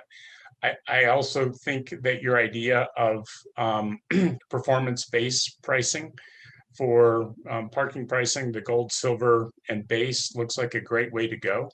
And so I think you've done a nice job with that, and with fines as well. I mean, I really would like to, the one thing I certainly agreed with Mr. Shishard about was what we do in response to complaints of people parking in bike lanes. If it's a delivery truck, it's there and it's gone. But when it's somebody that parks there for half an hour, I kind of agree. I'd like to see that car towed. So I don't know what to do about that, but I think upping the fines is useful. I think making the fines for parking in a way that blocks buses or bikes is something that should be at the high end of the charges for that. So let me go to your questions and see what else. So there's the refined strategies, next step for implementation. I think you've done a great job reaching out. I think one of Rachel's suggestions of making sure that you're talking to some in-commuters, and maybe not the highest income in-commuters, because I think they can take care of themselves, but the middle and lower income in-commuters might be ones to hear from about how they'd react to strategies that are proposed. And I think I've made my response to the third bullet, how parking interfaces with climate action is complex. There's good reason to want to reduce single occupant vehicles across the board, even in the absence of climate. But if we're focused on climate, we should make sure that the actions we're taking on parking have the maximum impact on emissions. Thank you. Thank you, Sam. Next up, Bob, followed by Mirabai. Thanks, Mary. Well, I'm going to agree with Aaron and Sam. I think this is a great first step, and I don't have a lot of pushback on anything that's been recommended. So if I don't say anything, assume that I support what staff is recommending. The one area I'm a little bit concerned about is the increase in the parking rate in the garages downtown for two reasons. One, right now our downtown parking garages are free on Saturdays and Sundays. We have so reason number one, we have a perception, and I think it is just a perception. We have a perception by some members of our community that it's difficult to park downtown, and so some people don't come downtown, and some people don't have access to transit or bikes, and so driving to downtown, whether they're coming from a transit desert or they're coming from another city, is their only option. And the one thing that I know the downtown has been successful about is touting the fact that, well, on weekends it's free. You can come on Saturday, you can come on Sunday, you can go to the farmer's market, you can go shopping, stroll the mall. And, $3 may not seem like a lot of money, but it's just one more barrier. It's one more reason why people can say, geez, I'm not coming downtown. And I think it's an attribute that we have, and I'd hate to lose it. Second, if I understood you correct, it sounds like that $3 parking is going to also apply on Sundays, which doesn't make a whole lot of sense to me since the on-street parking is free on Sundays. So it seems like we got that upside down if that's the case. If it's only $3 on Saturday, I'll withdraw that comment. But if we're charging $3 on either Saturday or Sunday, we're now charging more in the parking garage than when we'd be on street, which I think is exactly opposite of what you're trying to achieve. And then third, I guess I had 3 points. I want to echo concerns that Rachel raised. Oftentimes, the workers we have working downtown on the weekends are the lowest wage workers. They're the dishwashers, the people waiting tables, the people at the cash registers. They're not the office workers or the people that are making minimum wage or thereabouts. And $3 may not seem like a lot, but if it's $3 on a Friday night because they have to go home, and $3 again on a Saturday night, and $3 again on a Sunday night, and suddenly that's upwards of an hour's worth of their wage that weekend. And so I appreciate the fact you're going to be doing some more outreach to low-income folks and trying to find some subsidy programs. But for all three reasons, I would really encourage us to stick with our free parking on the weekends in the garages. That's all I have. Thank you, Bob. Mirabai. I just wanted to give a quick response and say I appreciate everything. I don't have much pushback on anything as well. A little bit of what Bob was saying with the parking garages, making sure that people can get down to town. There's lots of people who cannot take other forms of transportation. And so I just wouldn't want shops, small businesses to get harmed by that. A little bit concerned about some of the neighborhoods for residents who live there. But I'm willing to kind of watch and see how it goes and hear from the community as we continue on with the next steps. So pretty mild feedback. I think you guys are doing a wonderful job, and I'm excited to see how this progresses. So well done from my side. Thank you, Mirabai. Aaron, is that an old hand or a new hand? Oh, old hand. Rachel? Thanks. I'm going to echo most of what's already been said. I'm largely in support of the staff memo. I like Aaron's suggestion to look into raising the rates and using the additional funds for kind of transportation related purposes. To Sam's point in getting data on residential kind of travel patterns and whether they will have an impact on climate. I agree we need to do that. And I would, again, welcome consulting with EAB or our staff experts. It feels like it's not yet like a holistic look at this because we are all concerned with the climate impacts. And well, again, while I appreciate Transportation Department really lifting them up, or TAB, I do think that it should be from our resident experts on climate and environmental issues. So I'd love to see that in a next step. And then I also like Sam's idea of a regional approach, kind of like we were looking at with minimum wage. We were going to look at raising that regionally so that we could stay regionally competitive and not kind of drive people to neighboring cities. So I don't know how we would get at that with some of our rates, but I think that's a great idea.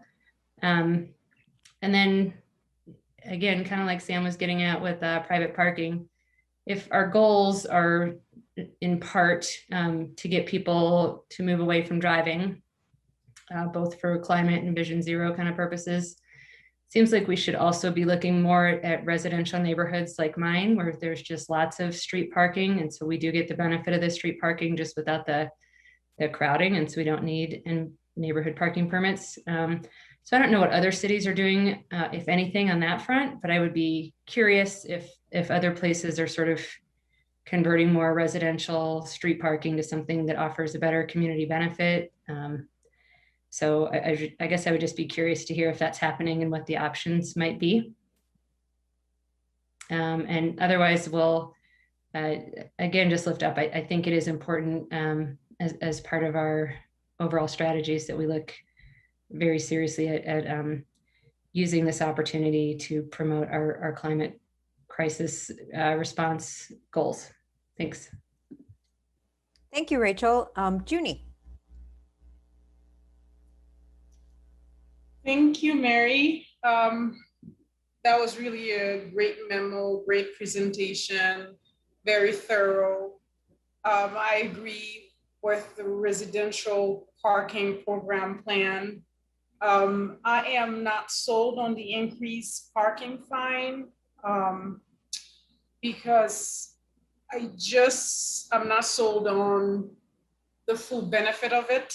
I don't know where's the evidence and data, even though you mentioned there are a few cities around the country that have implemented the graduated fine, but I'm just not sure if that can really impact behavior. And you mentioned it's a small group that is often repeat offenders. So I'm thinking, well, does a small group really should be, or what's the word, almost like the anchor as to why we change or fine the amount of fine that we charge. I do agree with this idea of that was mentioned earlier about reaching out to HRC to get a sense. I mean, I know that's a lot of work because we are talking in commuters. That's a lot of people and people who are not living in the community, but they also impact us, as was mentioned earlier, when we talk about climate change and climate resiliency. But I think they play a huge role because I live near downtown and I can just walk just about anywhere, but these people can't. And so they really, they impact our behavior in our work. So finding a way of reaching some, if not all, but I get a sense that maybe the chamber and the small businesses somehow, you know, are somewhat a substitute, but nonetheless, knowing the impact, it would be very informative and helpful because again, they are the one commuting in. I agree wholeheartedly with Bob. And there's something, as you were having this discussion tonight, when I heard all the different processes, the different type of engagement and programs, I was thinking to myself, I've walked around Boulder for the last 3 years. I do believe this is a very friendly community. It's inviting, it's beautiful. And the more I hear about the different programming, I'm thinking, my gosh, this is sounding very unfriendly. And the reason why I said that is because I have visited New York City and their parking system. It's a beautiful city. It's a very, very inspiring city. Anyone who, well, I remember the first time I went to New York, it was so overwhelming that I cried. And I cried because of how beautiful it was. But parking in New York is horrible. It's almost like, I went to law school. It's almost like you have to read it in a way, you park at this time. And just hearing you tonight, I thought to myself, you know, some of the parking processes are sounding unfriendly to people who are just coming to visit Boulder. And I hope that's not what end up happening in the end. That is not the result, even though we intend something good and hopefully we don't keep people away. And as Bob mentioned, the people who come to Boulder to work on the weekends are blue collars or working class people, and providing them access to parking goes along with our equity. And another thing that I wanted to say as well with what I heard earlier with increasing the in-commuter, the in-commuter pass to close to 1,000 or more because of our climate goals. But I think it's so important as a community, as we think about these things, that we think about, again, we care about equity. What does that really mean if we increase it to $1,000? Who are those people who are commuting into Boulder every day? And I think taking into account of who these people are and what they do will really help inform how much it should be. And I think, again, part of that discussion, having HRC might actually help us in figuring that out. Again, thank you for the presentation. I think it was really, really great presentation, very thoughtful, make us think about the hard questions, but I think some things definitely we need to think along the line of equity and the impact of the working class people who are coming into Boulder, and we need them. That's another thing too, is that these people are needed. How do we make life easier for them as well as we're contemplating how to make the environment better? So it's It's multi-pronged. It's not one thing. It's not, it's not curbing people's behavior in that sense where we somehow penalize them from coming into Boulder. Thank you. Thank you, Junie. Mark? Yeah, first, I'd like to say Junie has nailed New York parking in her description of it. It's the home of breathtakingly high fines and close combat if you actually want to get a parking spot. My comments are very, very brief. I think it was an excellent presentation, very comprehensive. I share Bob's concern about the impact on workers of increased parking. I'd ask you to look at that a little bit. And I also liked Aaron's suggestion that maybe we go a little bit past cost recovery in our parking programs and see if there's a little bit of revenue that can be raised. I would do it modestly, but I think it's certainly a concept worth taking a harder look at. But other than that, I'm very supportive of what you've done. It obviously is reflective of a lot of work, and you should be very pleased with the product that you've produced. So thank you. Thanks, Mark. Any other comments? I will weigh in then. I agree with Aaron on kind of tweaking the neighborhood parking permit program so that each type of permit has its own pricing, especially with the visitor parking. I know of folks that hand over those visitor parkings to people who actually work downtown. So you might want to, kind of reconsider that one a little bit. I agree with Sam that whatever extra money is brought in past cost recovery needs to be used for TDM, and that if we're going to use NPP as a climate response, we need to quantify it. And I don't think that was within the scope of this particular project. The performance-based pricing is good, agree with that. The fines that are stepped up for blocking buses and bikes, I think that's a good recommendation as well. Talking to more commuters, especially middle and lower income. I really like the idea of taking a regional approach and then trying to find the levers that we can move from there. But again, I don't believe that that was part of the scope of this particular project. And I agree with Bob with respect to the parking garages on weekends for all the reasons that he stated. As far as the graduated fines for repeat offenders, I'm going to have to disagree with Junie, because I think that is a strategy that people use. As staff conveyed to us in the presentation, that people will take their chances because $15 is so low that, hey, they can pay lots of $15 tickets.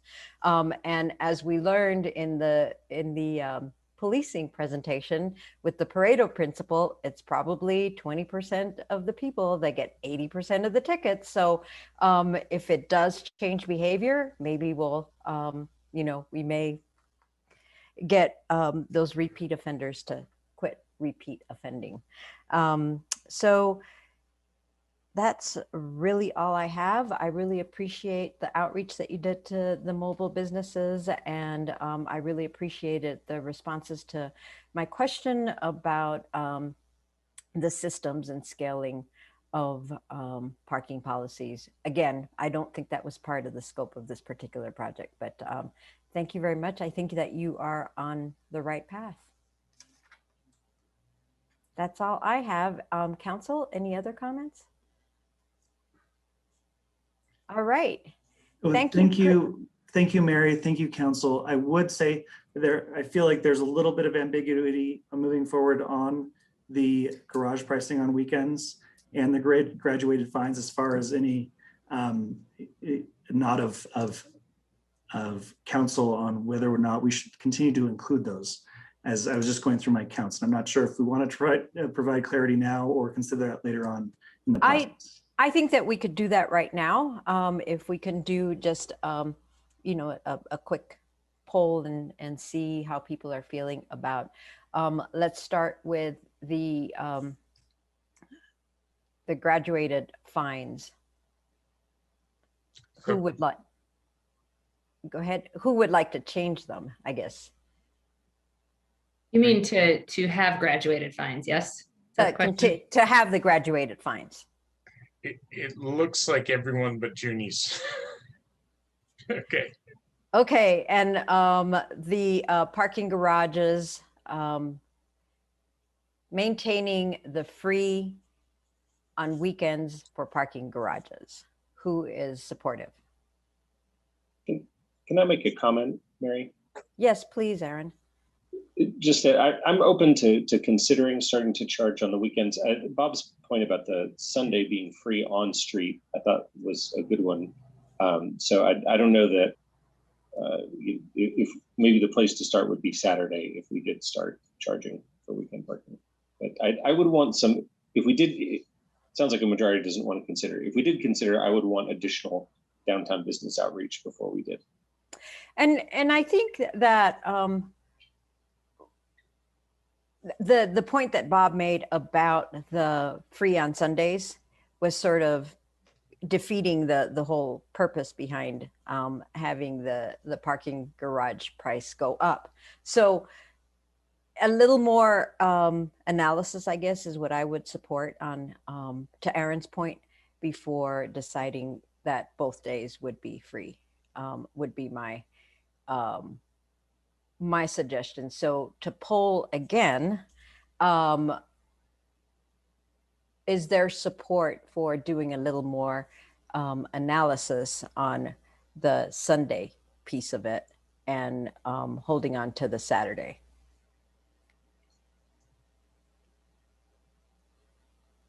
I count 1, 2, 3, 4. Adam, we need your vote.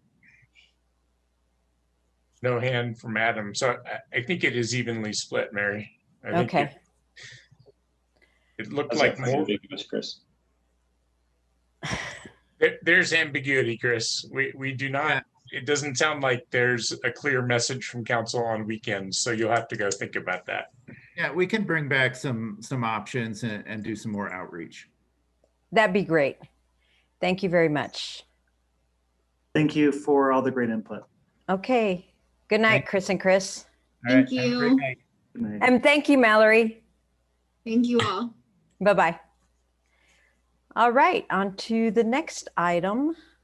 Thank you, Mary. And I apologize that my video is off. I've been popping in and out because I have some video malfunction, but just appreciate the thoughtful discussion and really the feedback of incorporating particularly climate and equity concerns into the previous conversation.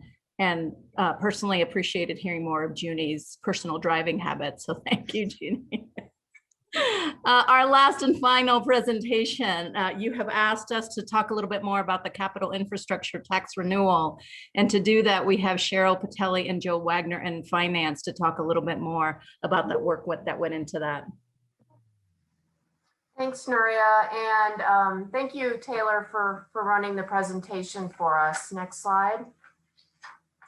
So the main purpose of tonight's presentation is really to review the city's unfunded needs and provide rationale around which projects were chosen for the community survey.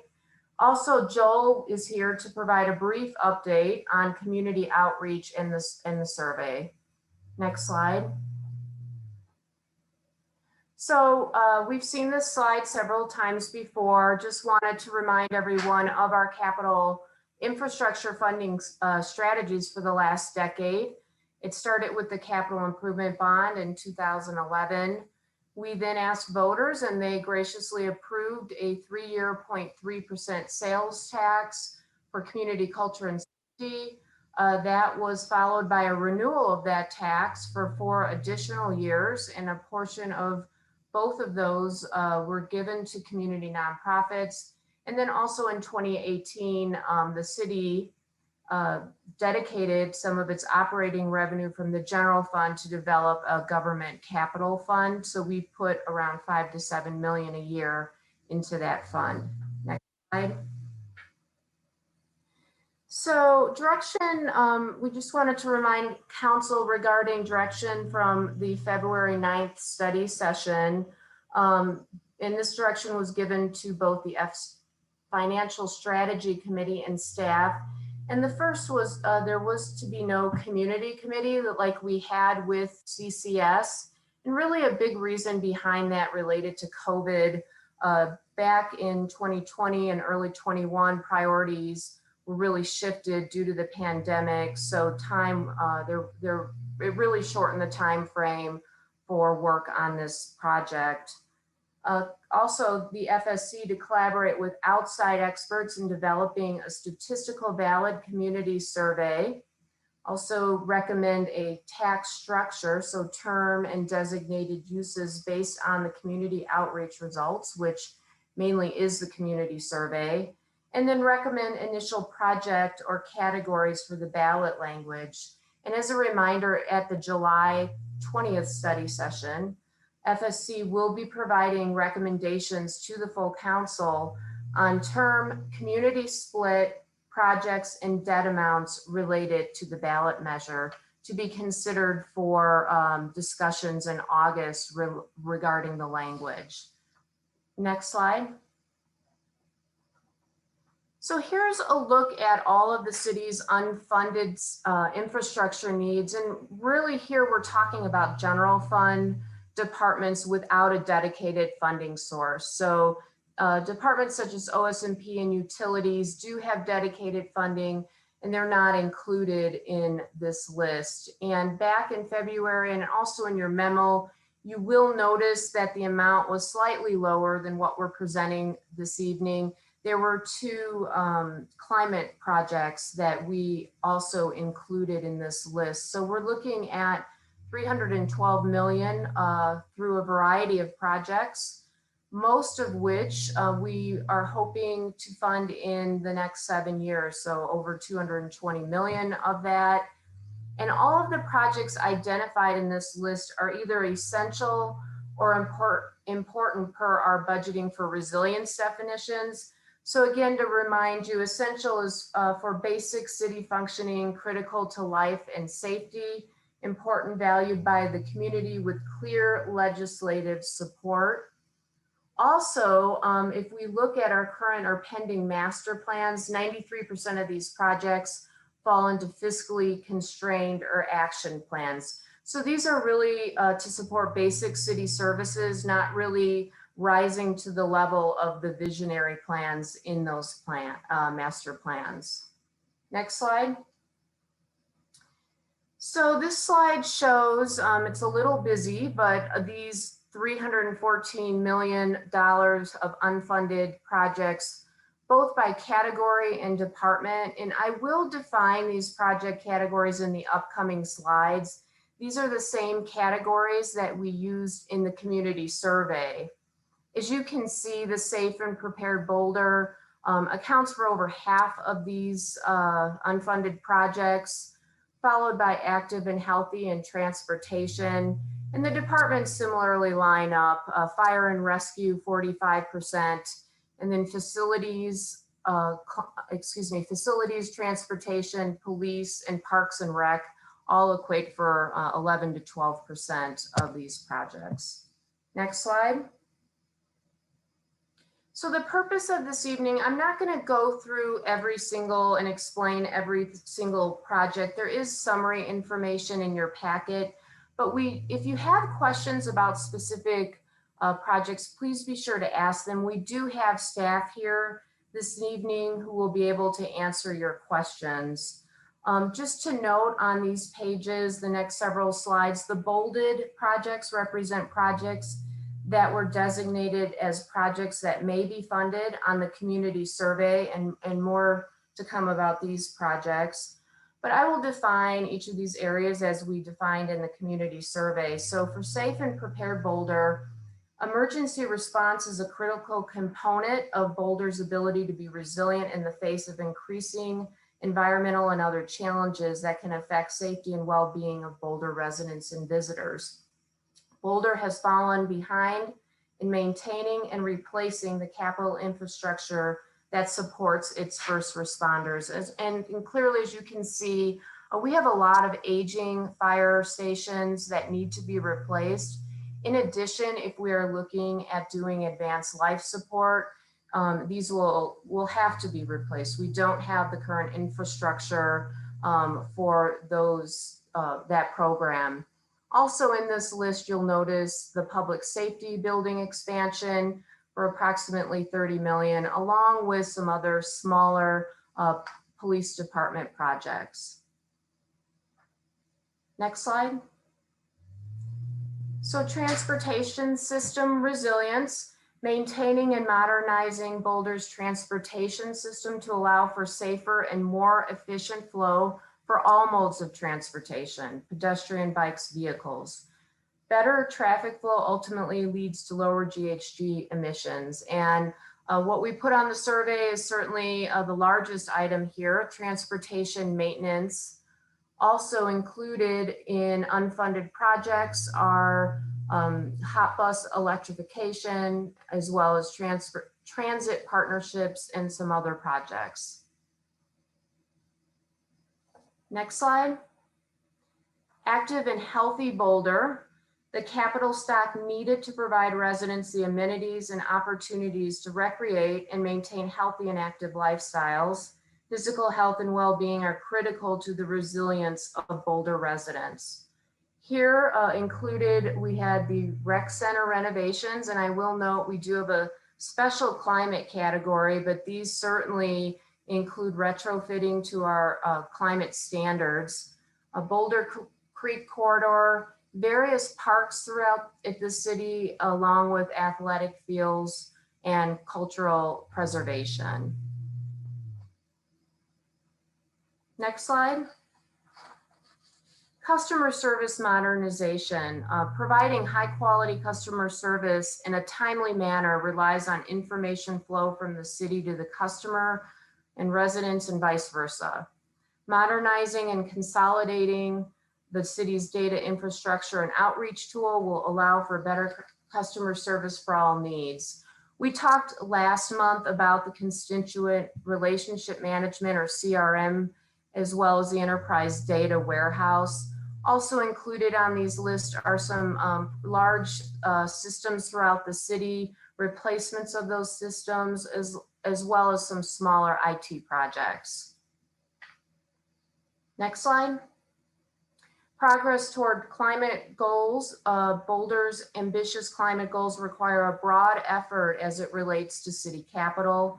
At a minimum, Boulder's aged facilities need to be renovated and retrofitted to reduce carbon footprint. So these are the projects that were added from the February meeting, and they include utilities, undergrounding, streetlight acquisition. And again, just to note, many other projects that I've talked about include or contribute to climate goals. Certainly the fire stations, if built, would also be up to our code, as well as many of these other projects.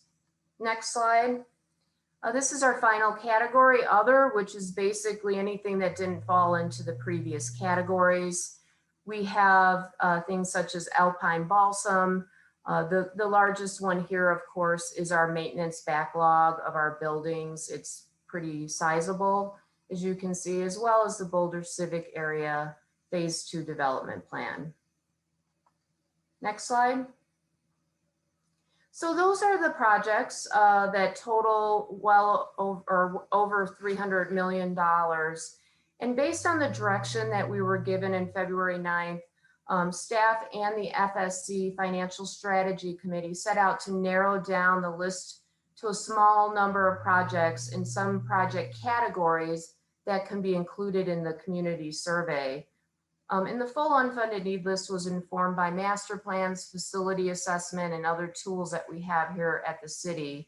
Again, the intent here was not to choose the final projects just the projects that will be listed in the survey as those that may be funded. So from the greater list of 47 projects, departments presented a subset of 15 high priority near-term projects to the Financial Strategy Committee. These were carefully selected to maximize impact, so we wanted to make sure it had a broad benefit and solve pressing capital needs. They also could start in the next few years. And then the final projects selected for the survey did include criteria, or were selected based on the criteria that both the Financial Strategy Committee and staff worked on before we even started this entire exercise. So that criteria is in your memo. It's pretty extensive and I think important to the overall selection here. Next slide. Here again are just all of those bolded projects that were included in the survey listed on one page for you. So what you'll notice when I get to the next slide is our total is 88 million, which is less than what we're looking at receiving for the tax itself. Next slide. So we did the community survey really to gauge community support for a tax extension ballot item. Some of the things asked: potential uses, what I've talked about this entire presentation, specific city projects and project categories, term and length of tax. So we did ask questions about a 10-year term and a 15-year term. Portion of tax proceeds that would be dedicated to community nonprofits through a grant program. We asked questions on a 10%, 15, and 20%. And then related debt authorization questions for both a 10-year debt issuance and a 15-year debt issuance.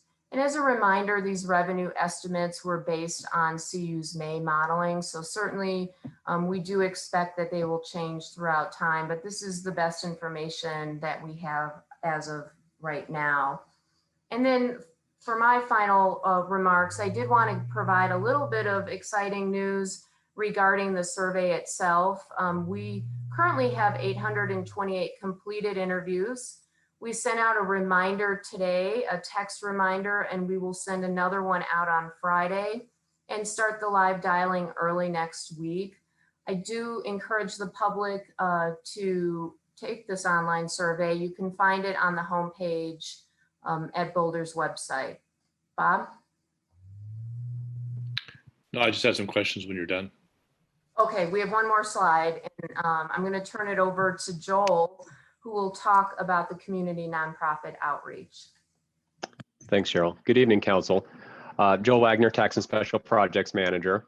So in addition to the community survey, we're also having some conversations with the local nonprofit community. Because this proposed structure for the community nonprofit component is a departure from the prior two CCS ballot measures, we wanted to ensure that we're on the right track.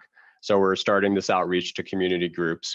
We're organizing focus groups in the next 3 to 4 weeks, and we're targeting 2 groups of nonprofits in 2 separate categories of focus groups. The first would be nonprofits that received matching grants in the first and second ballot items, and the second would be the broader nonprofit community, either organizations that came forward in the first 2 rounds and did not end up on the ballot, or organizations that we haven't spoken to yet that might have capital projects that they're thinking about. So we'll be hosting several meetings with opportunities to attend both during the workday and in the evening. And really the goal of these meetings is to share the current council vision for the nonprofit component and to gather feedback from these organizations on how to present this concept to voters, what feedback they might give us for administration of the program if it's approved. And we're also hoping to form connections and understand what the nonprofit community's needs are, as well as gauge interest in and support for the ballot item with this concept. And we can go to the next slide. Okay, questions. All right, then. Thank you very much, Joel and Cheryl. Bob, you have your hand raised. Yeah, first of all, thank you to staff for this update. This is very helpful for catching several of us up on the process and more information about some of these prospective projects that could go in the ballot. I have a couple of questions about specific projects, and I have a few questions that are more general. I think my first question really is probably addressed to Chief Calderazzo, and it relates to the fire station. If we go back to slide number 7 on the public health or public safety one, that would be helpful. I'll start asking my question as that's coming up. So among the $88 million that's being projects that are being pulled, 2 of them are for fire stations. One is $11 million for completion of fire station number 3, and another $35 million is for a new fire station, either a new one for number 2 or number 4. So that's $46 million, which is a little bit more than half of the $88 million. So that obviously kind of swamps things a bit. Chief, is it possible that a fire station replacement can be done for less than 35 million? And if so, what would we be giving up for that if we did a station for 25 or $30 million, just to pick numbers out of the air? First of all, good evening, Council. No, it's a late evening. Again, for the record, I guess my name's up there, but Mike Calderazzo, Fire Chief. And I appreciate the question. I know these take a huge chunk out. A lot of it is the expected land cost and the construction costs that have escalated over the last few years. We've learned a pretty tough lesson with Fire Station 3. The short answer to your question is I don't know exactly whether or not we can trim. If we're asking whether we can trim the size of the stations, that's a different conversation. Most of the expense actually is in the support services areas of the stations, which is why all of our stations are so undersized and in need of either rebuilding or renewal of some form or fashion. So I'd hesitate to be able to give you a good answer there. Part of this is so that we can be opportunistic going forward. So to jump on potentially a good deal, so to speak, would be something we'd want to be able to do to minimize the overall cost. So we'd like to be able to do these for lesser cost. I can't guarantee it, and I can't even guarantee the time frame, depending on when either land becomes available or we can strike a deal, or it's public-private partnership or public-public partnership. But in terms of the size of the stations, we've sized them actually where we think they need to be to support advanced life support at the present time and for the life of the master plan, and hopefully for the next 50 years. So that's what's in there right now, and it's entirely based on land and construction costs. Thanks, Chief. Maybe we can go for, I have a couple other specific questions. I think the rest of these are for Allie Rhodes. Go forward to slide number 9, which is 2 more on active and healthy lifestyles. Allie, could you elaborate a little bit more on both those that are bolded? The Boulder Creek Corridor, could you talk a little bit more about what that is, what we would get for that $7 million? I can do that, but Parks Planning Manager and Ecological Services Manager Jeff Haley is here, and I think he can do it better. Great. I will see if I can do it better. Thanks for the question, Bob. Yeah, the Boulder Creek Corridor, we're actually just getting ready to do a pretty comprehensive study and management plan for the Creek Corridor, basically stretching from Ebengee Fine towards the west end of town, perhaps all the way out to 55th Street. What this would do, we anticipate having implementation priorities from that plan that would outline new visitor areas, recreation areas along the creek, specific access points to the creek, ecological restoration throughout the corridor. So if you think about a lot of the trees we've had to remove due to emerald ash borer along the stream and some of the other water quality issues, we're hoping this project will address a lot of that. And if you also think about Ebengee Fine, the stream bank stabilization we did several years ago there along the park, where there's designated ecological restoration areas, then there's very designated recreation. It's that type of approach where you'd like to restore the creek back to a very usable, open, visible corridor to increase safety, usability, and that sort of thing. Thanks, Jeff. That's real helpful. You're And then welcome. my final specific question, I have a couple of general ones, is on slide 12, which is the miscellaneous category. I think these are for you, or for you, Ali.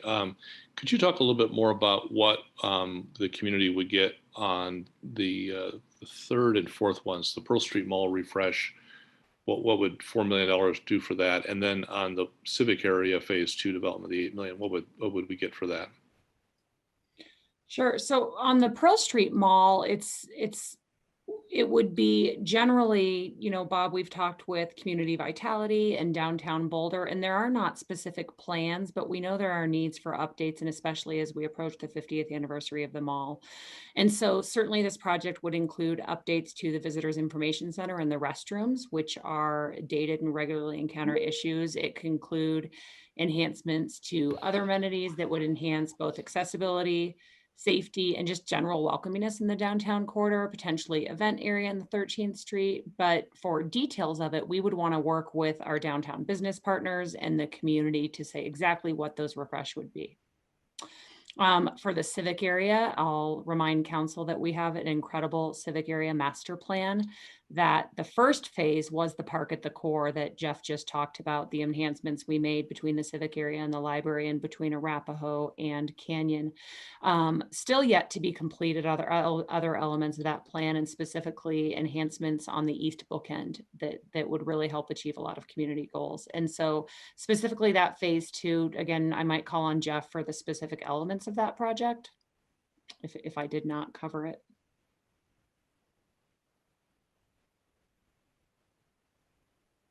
Yeah, just to tag onto that, thanks, Ali.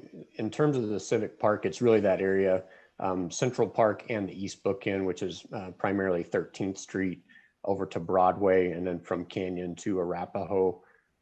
What the plan showed for that area was better activation, better functionality of that Central Park space. As you know, recently transportation improved the underpass there to Arapahoe. And so what this would do is actually up in the park area, provide more flexible multi-use areas to support events like the farmers market. We've been doing a ton of activation at the band shell now to really use that space and provide opportunities for the community. It would enhance that area. There's a multi-use path connection that would lead folks up to the intersection of Broadway and Canyon and 13th. To create a better connection with the Pearl Street Mall down to the civic area. So it's that general functionality, access to and through the site, and just better using the space for all the great activation and events that have really kicked off more since we've done that phase 1 project west of Broadway. I would just recommend, this does not get into a lot of the vertical construction and infrastructure that you'd seen some of those concepts years ago. This is still more within the park and adjacent roadway. Great, that was really helpful, both Ali and Jeff. Then just have some general questions that are probably more for Cheryl. Cheryl, as we've learned more about ARPA and the money that we're getting from the federal government, I assume that we're going to apply that filter to our final list of projects here as we develop them in late July, early August, so that if there is a project that we're really keen on, but we're allowed to use ARPA funds for that project, it probably wouldn't make sense to also put it on the ballot and free up that money for things that would not qualify for ARPA. And similarly, I assume that you're, for example, on the transportation projects, you're applying kind of a Dr. Cog filter. So if there was money that could be obtained from Dr. Cog or from other, I know there's lots of transportation money available. We can't count on the federal infrastructure bill quite yet, but I know that we get sometimes support on the state level for those things. So I assume that those filters either have been applied or will be applied as we know more about availability. Is that right? Correct. Staff is working on that, and we hope to present that with our July 20th presentation. That's great. That's great. And the last thing I'll just suggest, I guess, as you guys prepare for that July 20th presentation, I know this is tough. I'm just going to throw it out there. To the extent that any of these projects have a return on investment, some of them are just things we got to do. I mean, we got to patch the roads. We don't get any money back for that. I get that. But some of these projects, as I go through and look at them, some of the recreation projects, some of the Pearl Street projects, some of the other projects probably have a bit of a return on investment. That is, if we improve the infrastructure, more people will participate, whether it's at the rec center or on Pearl Street or whatever. To the extent you guys can do a little bit of a back of the envelope on some of these projects and the return on investment, I know it's a swag, but a little bit of information at that July 20th session on return on investment for those that do or might would be kind of helpful as we make our decisions. We'll go back to the departments and see what information they can provide. I'm sure a lot of that has probably been done for these many of these projects. Yeah, that's great. That's all I had. Thanks for everybody. Thank you. Thank you, Bob. Sam. Thank you, Mary. I want to start out with a big thank you to staff and to the Financial Strategy Committee for having done a huge amount of work winnowing these projects down. So as Mary reminded us, it was many hours of their life hearing about the possible projects and presenting them to us. So thank you all for that. I really have questions pretty much around where Bob did on the first few. So Chief Calderazzo, I wanted to speak about advanced life support. And I believe, if I recall correctly, when we had this conversation several months ago, there were a few flavors of advanced life support. One is where all of our responding firefighters are trained as paramedics, and another was where we do transport. And so I understood that getting everyone trained up and equipped as paramedics was one level of effort, and then certainly adding ambulances and doing transport would require a lot more, both equipment and infrastructure. So is the estimate that we have here $2.5 to $4.5 million, is that just for creating paramedics for all firefighters, paramedic skills for all firefighters, or does that also include ambulances and other equipment? I'm sorry, Sam, which number are we referring to?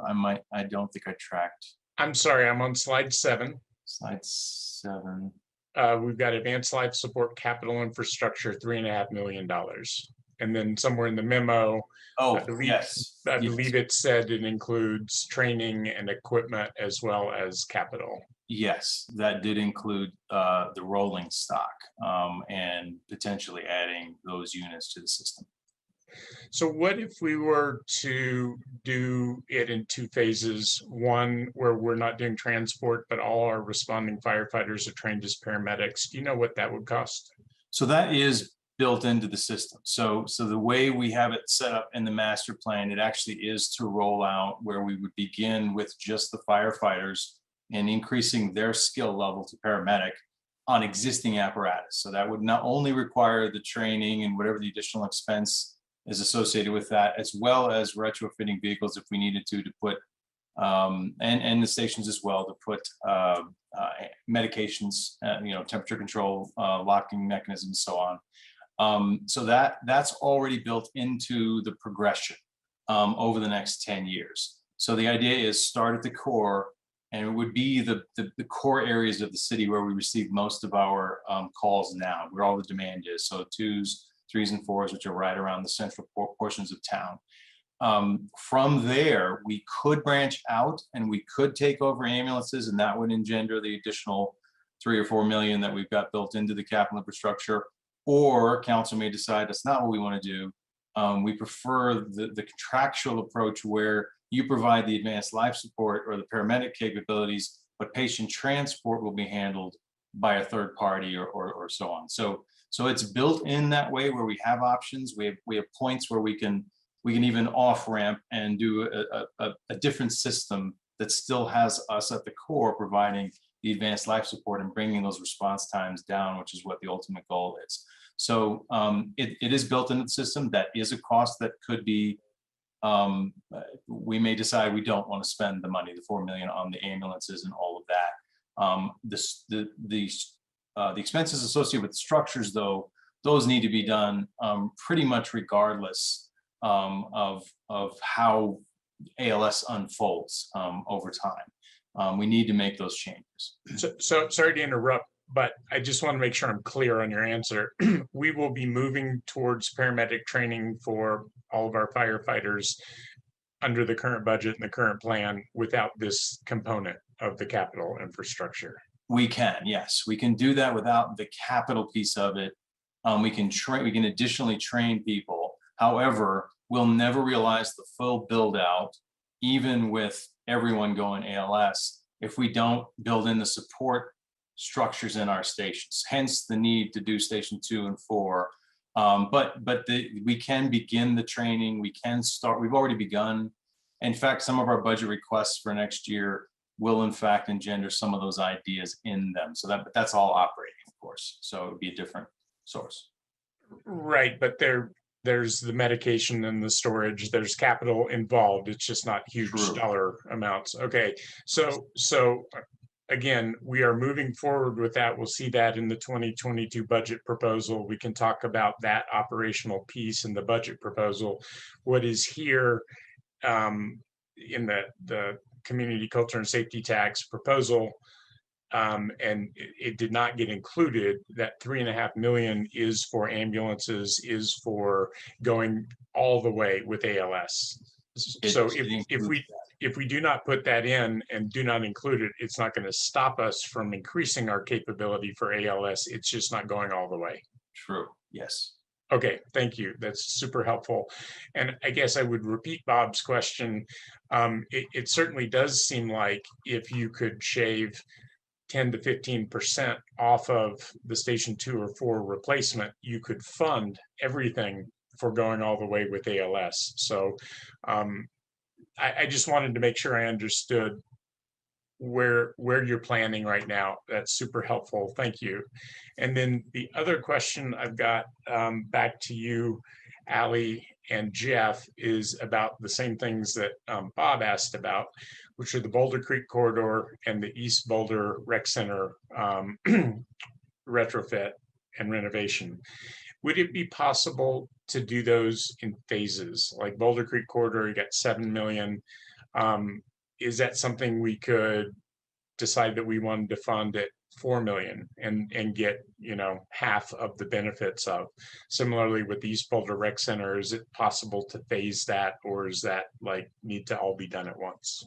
Yeah, I'll take that and let Jeff add if I miss something. So with the Creek corridor, absolutely. And you've seen how we've done that with the improvements at Eben G. Fine Park and in the civic area. A recreation center is much harder to phase out. It would have a bigger impact on the community because of taking a facility out of commission. It also would have cost escalation. When you mobilize for vertical construction in a project, there's real efficiencies in that. And so the more you can do all at once, the more effective it is in costing and the less impact there is for the community. So I do think for a facility, if you're going to do major renovations, the more you can do all at once, the better it is for everyone. Okay, great. I think that answers all of my questions. I guess I have a similar one about the mall. If we end up back at that conversation, would be phasing it or doing partial work on that. And I guess what I'll put out there for council to think about is both from a public relations standpoint and from a kind of mission of the city standpoint, it certainly seems to me like we want to be thinking about the advanced life support piece here, because it is a fraction of what the facility costs are, 3 million as opposed to 30 million. And because the Creek corridor could be phased, one of the things I want us to think about as we finalize it is what we want to do to include advanced life support. So that's why I asked those questions, because it seems to me that that is a critical life safety issue. And I just wanted us to have that in our thought process as we go forward. That's all my questions, Mary. Thank you. Thank you, Sam. Junie? Thank you, Mary. Thank you for the presentation. And I have several questions and I'm trying to think, where do I want to start? But I just wanted some clarification about, I think I heard a comment about the ARPA funding.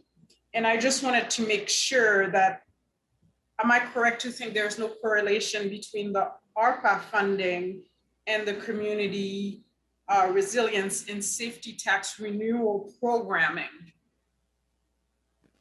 You are correct. What we're doing as it relates to both is looking through our project list that we presented tonight and seeing what, if any, projects may be eligible for ARPA funding, and then bringing that information back to you. But there is no relationship between the two. Okay, thank you. And I think the comment I wanted to add as well, because I was looking at, just looking at our slides, it says there are 47 projects that are unfunded for $312 million, and that 20 to 22 million dollars that we're getting from the ARPA funding, it's barely a drop in the bucket for that type of programming. And my thought, or at least my understanding from different conferences that I've attended and working groups, I'm wondering if the city is doing any type of community engagement around that money to find out how to best use it. Because I understand your proposal, or where that's heading, where you're looking at programming and how that money could be used. But I'm wondering, this is taxpayer money, and again, we have a community here that is suffering. Some people in the community are suffering, and how do we best serve them as opposed to putting this money toward programming? So my question is the city doing any type of community engagement to find out how to best spend that money on behalf of the community? So the answer is yes. And I just want to clarify, at this point, staff is not recommending that we utilize any or part of that money for these projects. It's just something that we're reviewing to put out on the table. So we do have a group of folks who are working to develop the plan for our ARPA funding. And really we're thinking initially trying to find the most critical needs. And then for the remainder of the money, making sure that we have a strategic approach, which most certainly would involve outreach to different organizations and folks throughout the community. Yeah, thank you for that. And I just remember as well, as part of this conversation, staff did send us an email based on from an email on how to spend the money from, I believe, from one of our boards. The name of the board just escaped me, but they had a lot of great idea on how to reach community through this funding. Yes, and I think my next question to you is, it's slide, well, I can't tell the slide number, but it's about the library deferred capital maintenance, the $3.3 million. And since we've just recently had the discussion about the districting, I'm wondering, is this funding necessary? Because if the hope is to district, let's say the next year or the year after, how is this funding? Is it a good use of the funding right now to put it toward the library? Or is that something that is still needed no matter what, even if we district? So I'm gonna ask Devin or someone to provide more information about this, because I'm not aware of the specifics and the timing. Yes, thank you for that, Cheryl. Junie, yes, to answer your question, that particular project did not make it onto the survey for that exact reason. So the thinking was that that it is a current need, but there is an alternative funding mechanism that we could use if districting were to occur in the next 2 years or so, and if in fact that districting were not to occur, then this project could certainly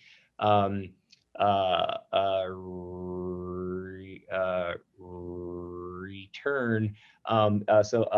As Cheryl had mentioned, the survey does only include 88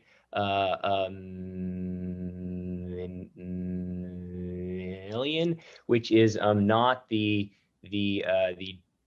total amount that the tax could generate. So perhaps maybe 2 or 3 years down the road, this particular project could get funding through the capital tax, but we did not think that it was appropriate to be included in this process at this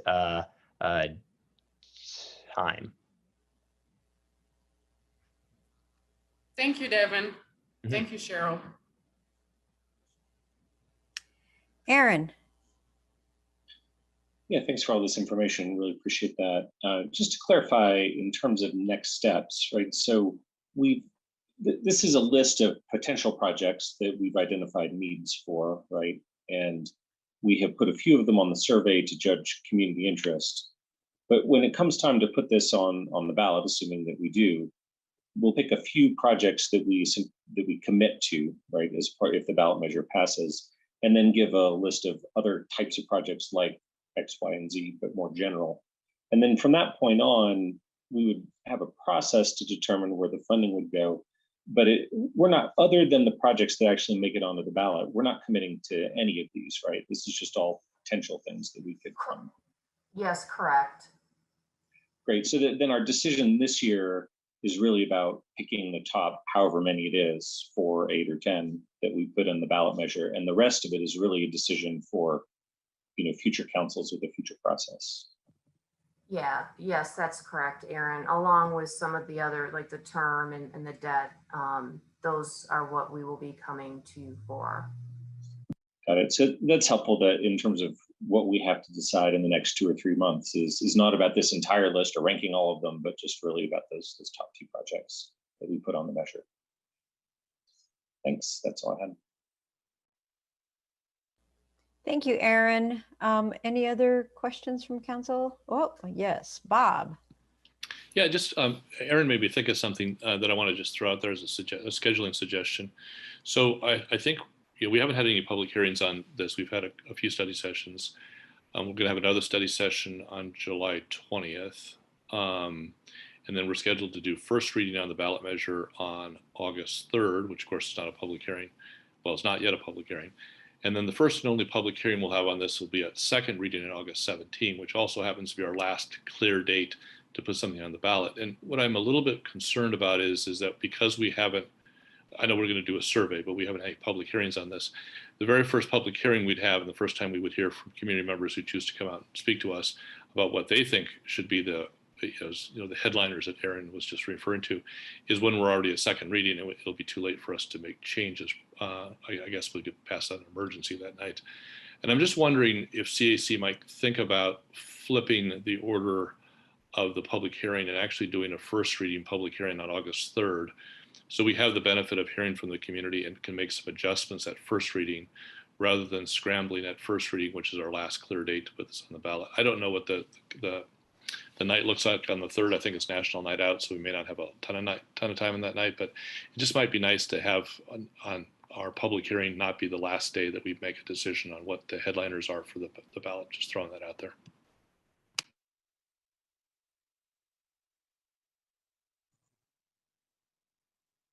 So I can respond to that, Bob. You know, one thing that we have considered, and I brought it up at CAC yesterday, was having first and second reading or public hearing for first reading on August 3rd. So that would be a way to kind of address the issue of timing, is to have a public hearing on both items that are related to the tax and bond measures, and then also on any initiative petitions. I would support that if that's the will of council and that's what CAC wants to do. Thanks, Sandra. Yeah, and Bob, I'll just jump in here and say, I think there is room potentially to do that on the 3rd. We would have to shuffle a few things around, but I think there's one item that's not time sensitive that we could move. And per what Sandra just said, I think the other two items that we have now are ballot measures to talk about as well. Thanks, Sam. All right, thank you. Sandra, I think you put up your hand, but that's an old hand, I think. Yep, sorry about that. Oh, no worries. All right, any other questions from council? All right. Does council want to make any comments, or has everybody made them as we went along?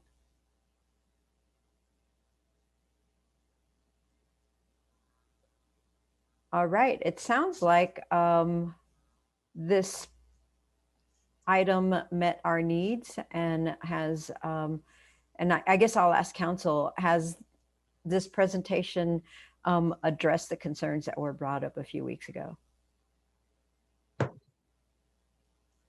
All right, great. So I think that's it. And if no one has any other comments, I think that we are done for the evening. Done for 3 whole weeks. Yay, happy recess, everybody. See you on July 13th. Enjoy the break. Bye. Thank you all. Mary. Bye. Good night, everyone. Take care. Everybody.